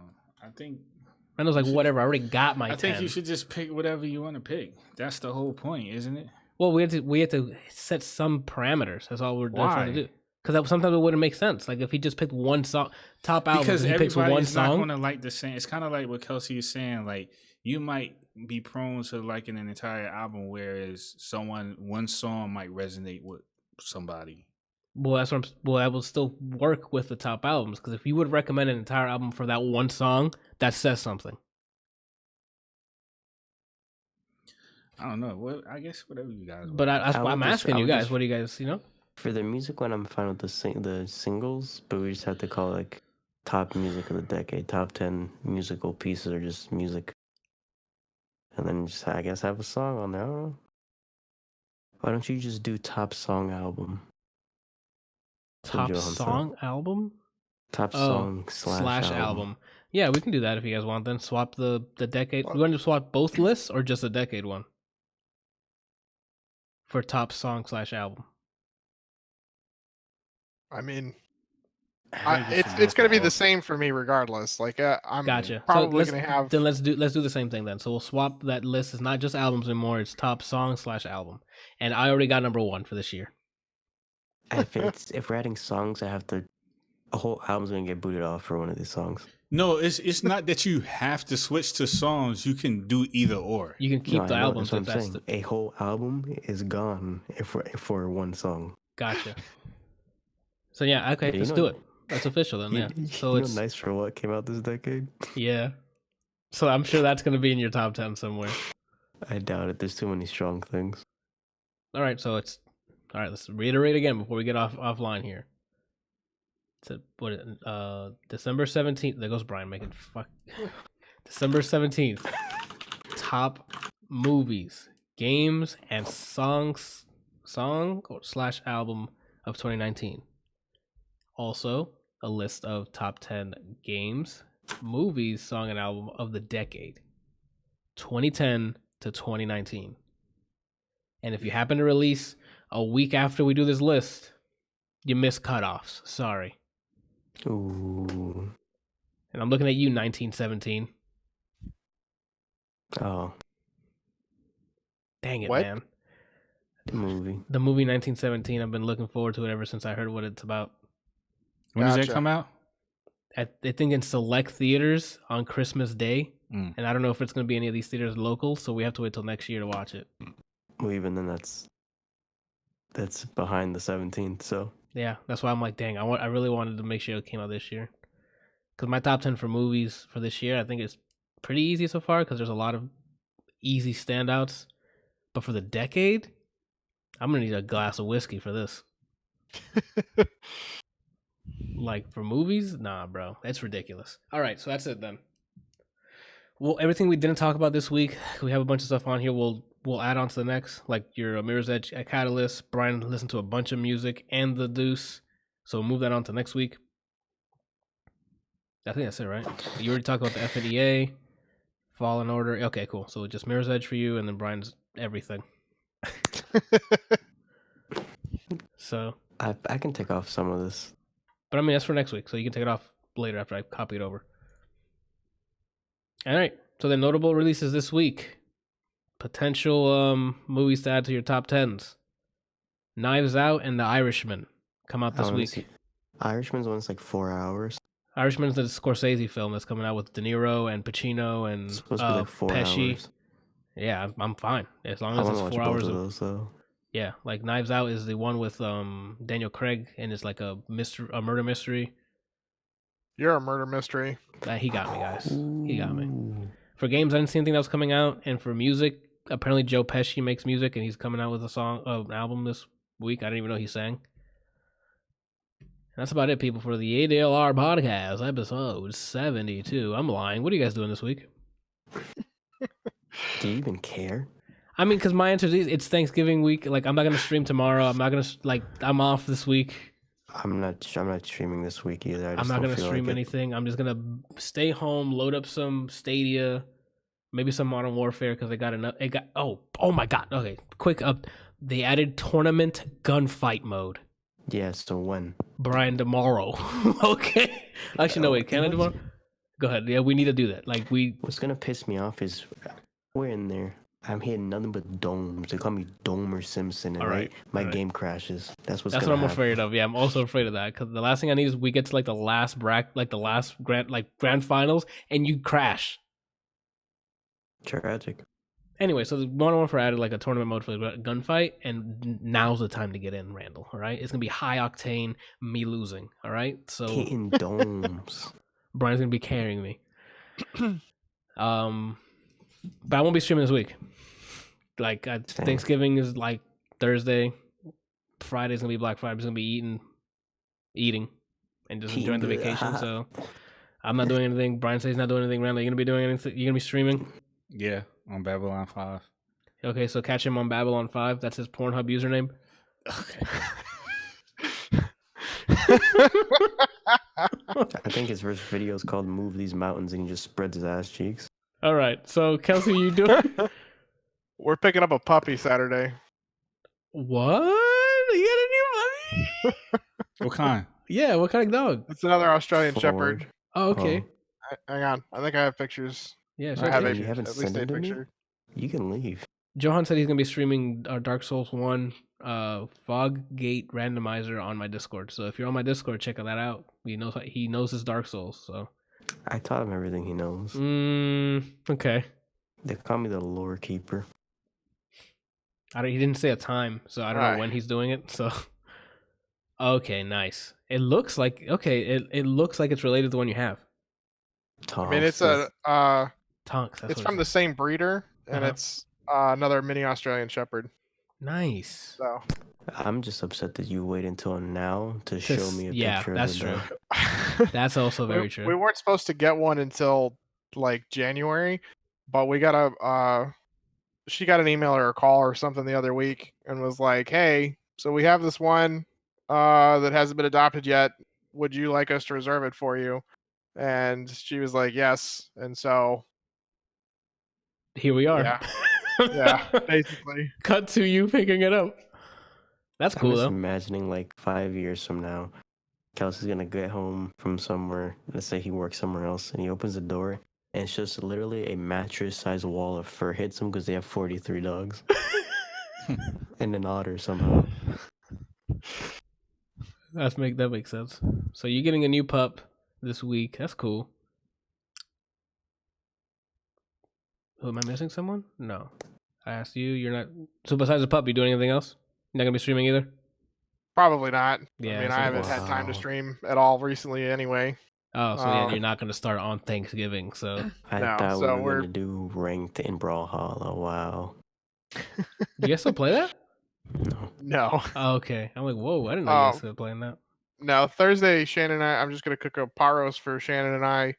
Friday, I think she has to work, but she's hoping for first cancel, and then we're gonna drive up to Nick's house, stay with him for the night, and then go get the puppy and come home.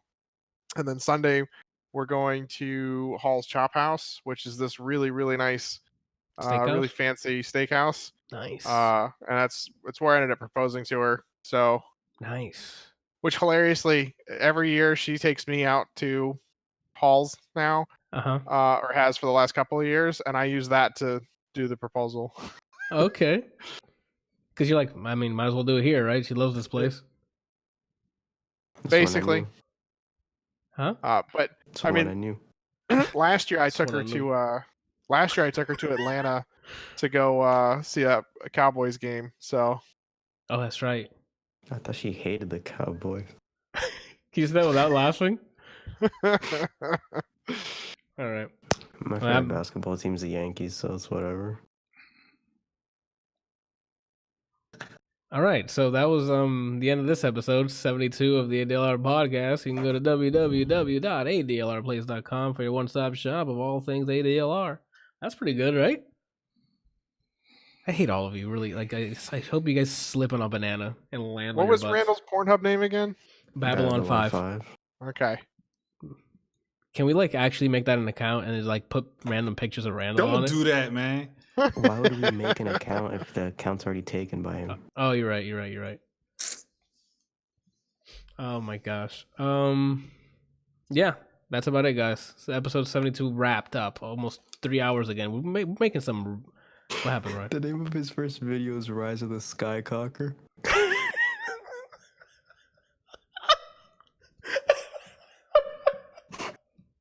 I missed what you just said. I'm sorry. Can you repeat it? I said the name of his first video is Rise of the Skycocker. Yo, JJ Abrams is out here this year, dude. Darth Stiffness has returned. Oh my god. Darth Balls. Okay, we're done here. Thank you guys for watching. I'll see you guys next That's week. no moon. What? That's oh no, no I got moon. it. I got it now. All right, guys. Bye.